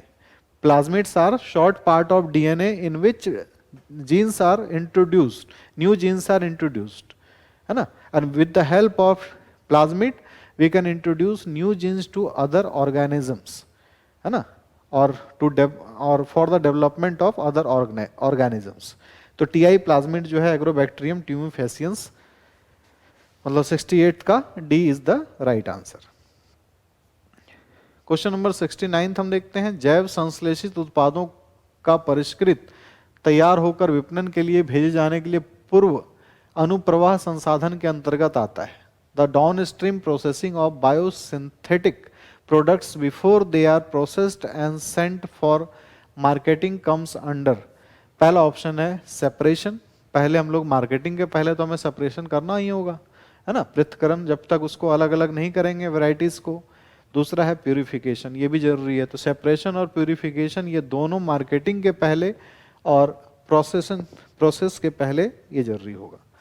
तो इसमें ए और बी दोनों सही हो जाएगा। 69 का C is the right answer. चलिए हम देखते हैं इसमें ट्रांसजेनिक गोल्डन राइस में किस विटामिन की प्रचुर मात्रा पाई जाती है? Which vitamin is found in abundance in transgenic golden rice. Transgenic golden rice क्या है? एक राइस की एक वेराइटी है जिसमें उस राइस को इस तरीके से तैयार किया गया है कि उसमें विटामिन ए की मात्रा काफ़ी ज़्यादा बढ़ गई है। तो यहाँ पर आप देख रहे हैं ग्लूटिनिन जो कि वीट वगैरह में होता है, वीट के छिलके में होता है ना, गेहूं के छिलके में विटामिन ए है, विटामिन ई और विटामिन सी है। तो इसका सही आंसर क्या हो जाएगा इसमें? Vitamin A. तो 71 का क्या हो गया इसमें? B is the right answer. Artificial intelligence के जनक कौन है? Who is the father of artificial intelligence? तो कंप्यूटर साइंटिस्ट जो अमेरिका के हैं जिनका नाम है जॉन मैकार्थी, है ना। एम जॉन ऑप्शन दिया हुआ है, विजय भास्कर, कार्ल लैंडस्टीनर जिन्होंने ब्लड ग्रुप के बारे में बताया था। तो इसमें ये याद रखना है जॉन मैकार्थी जो अमेरिकन एक कंप्यूटर साइंटिस्ट थे। इनको बोला जाता है आर्टिफिशियल इंटेलिजेंस, जैसे अभी आप देखोगे आर्टिफिशियल इंटेलिजेंस में भारत भी इसमें आगे बढ़ चुका है। आप कोई भी चीज़ यदि सर्च करते हो, है ना, कोई भी चीज़ आप फोन सर्च ना करो, फोन आपके पास रखा हुआ है, आप जो जो बातें करते हैं उन बातों को भी वहां पर क्या कर दिया गया है, स्टोर कर दिया गया है। मतलब जो भी आप यहाँ पर बात कर रहे हैं, आप जो अक्सर सर्च करते हैं उससे रिलेटेड ही न्यूज़ आपको दिखाया जाता है। आप यही चीज़ आप किसी भी यूट्यूब वगैरह पे वीडियो सर्च करते हो, आप जिसके वीडियो आप ज़्यादा देखोगे वही वीडियो आपको दिखाई देगा। तो ये सब जो है आपकी इच्छा के अनुसार। अब आर्टिफिशियल इंटेलिजेंस का मतलब यही है कि इतना ज़्यादा टेक्नोलॉजी को इम्प्रूव कर दिया गया है कि आपको वो चीज़ें मिलेंगी जो आपको आपको चाहिए, है ना। कहने का मतलब कि आप जैसे ही कोई भी ज़्यादा सर्च करते हो, आपको न्यूज़ भी वैसे मिलेंगे, आपको प्रोडक्ट की मार्केटिंग वैसी मिलेगी, है ना। जो कभी आपने देखा कि नहीं, पतले होने की कौन सी दवाई है, मोटे होने की कौन सी दवाई है, किसी ने पतले होने की दवाई खोजी तो पता चला कि उसको जो है वैसे कैप्सूल्स दिखाए जा रहे हैं। बेरियाट्रिक सर्जरी होती है मोटापे के लिए, वैसे न्यूज़ ही उसको दिखाए जा रहे हैं, है ना। मान लो कि किसी ने पतले होने के लिए बोला तो उसको ऐसे कैप्सूल प्रोवाइड कराए जाएंगे, मतलब उसके जो ऐड हैं वो प्रोवाइड कराए जाएंगे जिससे लोग मोटे हो रहे हैं। तो आर्टिफिशियल इंटेलिजेंस मुख्य रूप से हमारे सारे गतिविधियों को ध्यान में रखता है और हमें वही चीज़ें प्रोवाइड कराता है जो हमें रिक्वायरमेंट होती है। तो जॉन मैकार्थी को कहा गया। नेक्स्ट हम देखते हैं इसमें, निम्नलिखित कथनों पर विचार कीजिए। वर्ष 1968 में अरविंद खुराना को चिकित्सा का नोबेल पुरस्कार दिया गया, है ना। सेकंड है सीवी रमन को वर्ष 1930 में भौतिकी का नोबेल पुरस्कार प्राप्त हुआ, ठीक है। उसके बाद हम देखते हैं प्रोफेसर CNR राव रसायन शास्त्र क्षेत्र से संबंधित थे और कंसीडर द फॉलोइंग स्टेटमेंट, है ना। Arvind Khurana got Nobel prize in medicine in the year of 1968, बिल्कुल सही है। और C V Raman received the Nobel prize in physics in year 1930, ये भी सही है। CN Rao belong to the field of chemistry, एकदम बिल्कुल सही। तो 1, 2, 3 ये तीनों सही हैं, फर्स्ट, सेकंड और थर्ड, है ना। ये तीनों जो हैं बिल्कुल कथन जो हैं वो सत्य हैं। तो 72 का हो जाएगा C। क्वेश्चन नंबर 73, निम्न में से कौन उपग्रह आधारित अध्ययन के लिए तटरेखा प्रबंधन में संशोधन में योजनाबद्ध है? Which of the following is planned, है ना, इज प्लान्ड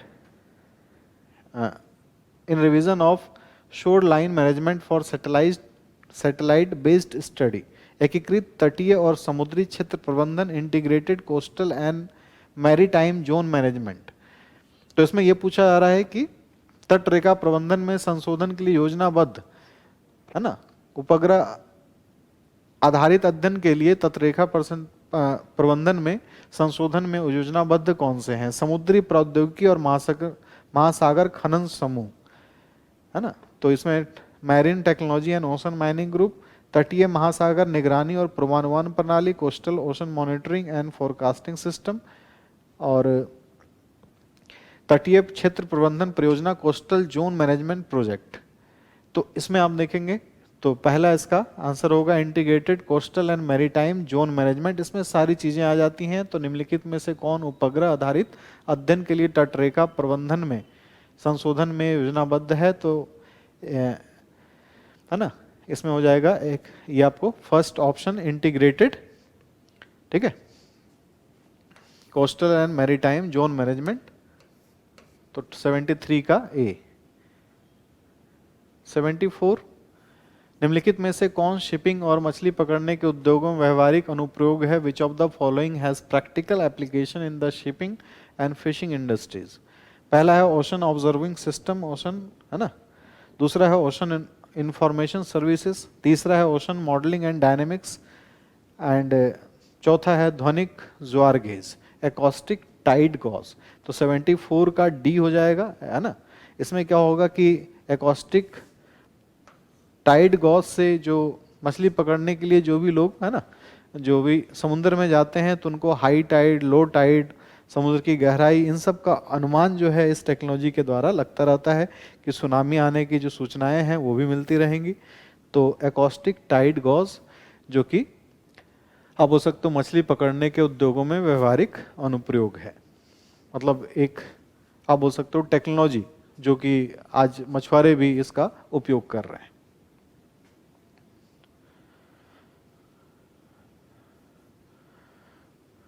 क्वेश्चन नंबर 75 है ना, लास्ट है ये। आर्टिफिशियल इंटेलिजेंस और रोबोटिक्स पर रिसर्च करने के लिए डीआरडीओ ने किस संस्था का गठन किया है? Which organization has been formed by DRDO to conduct research on artificial intelligence and robotics? पहला ऑप्शन है देखिए CAIR। CAIR है Centre for Artificial intelligence and Robotics, Centre for Artificial intelligence and Robotics. AI for good, all for good, या फिर ICAR है ना, Indian Council of Agriculture Research इसका full form होता है। और नॉन ऑफ दिस, इनमें से कोई नहीं, तो इसमें पहला हो जाएगा इसका आंसर बिल्कुल करेक्ट, 75 का A है ना, 75 का A हो जाएगा राइट आंसर। तो यही था आपका जो आज़ादी के बाद जो 75 महत्वपूर्ण जो विज्ञान के क्षेत्र में जितनी भी तरह की इस तरह की घटनाएं हुई, जितने भी तरह के अभूतपूर्व आप देख रहे हो कि इसमें हम लोगों ने एक लक्ष्य को प्राप्त किया, इन सब के बारे में मैं आपसे, और वो भी साइंस के क्षेत्र में, वो मैंने आपको बताया। इससे रिलेटेड यदि पॉलिटिकल साइंस से रिलेटेड जो चीज़ें होंगी वो आपको और भी जो सर हैं वो बताएंगे, और उसमें हिस्ट्री से रिलेटेड जो जो तरह जिस प्रकार के चेंजेस आज़ादी के बाद आए हैं वो भी आपको बताया जाएगा।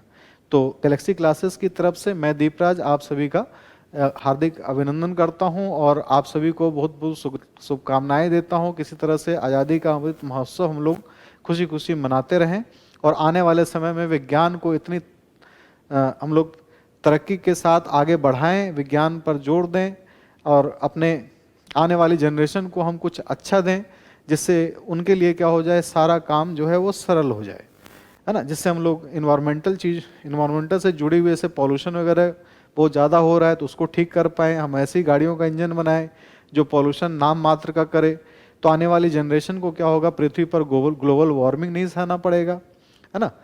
तो यही है कि हम लोग जो भी काम करें ज़्यादा से ज़्यादा ये कोशिश करें कि भारत को स्वच्छ बनाना है, तो स्वच्छता अभियान को भी हम लोग साथ में लेकर चलेंगे। कोशिश यही रहेगी कि हम जहाँ रहते हैं वही हमारा घर होता है, तो जहाँ हम कचरा फेंकेंगे वो भी हमारा घर है, हमारा देश है। तो कचरे को यदि ठिकाने तक पहुँचाएँ तो उससे क्या होगा कि भारत देश का विकास भी होगा, बीमारियां कम होंगी, है ना। और आप हमेशा ये ध्यान रखें कि हम लोग प्रोत्साहित करते रहें, जो भी वैसे लोग हैं जो कमज़ोर हैं उनको हम सहयोग करें। और अंत में मैं फिर से राष्ट्रमंडल खेलों में जिन खिलाड़ियों ने पदक पाया उसके लिए बहुत बहुत भविष्य में आगे आने वाले समय के लिए उनके भविष्य के लिए बहुत ही शुभ मंगल कामनाएं गैलेक्सी क्लासेस की तरफ से मैं उन सभी के लिए करता हूं, और बहुत सारी ढेर सारी बधाइयां कि पदक तालिका में हम लोग चौथे स्थान पर रहे। आने वाले समय में हो सकता है हम लोग, है ना, कि पहले स्थान तक भी पहुंच सकते हैं। तो बहुत बहुत शुभकामनाओं के साथ, आज़ादी के अमृत महोत्सव के साथ, 75वें आज़ादी के साल के साथ मैं अभी, है ना, आपसे विदा लेता हूं। धन्यवाद।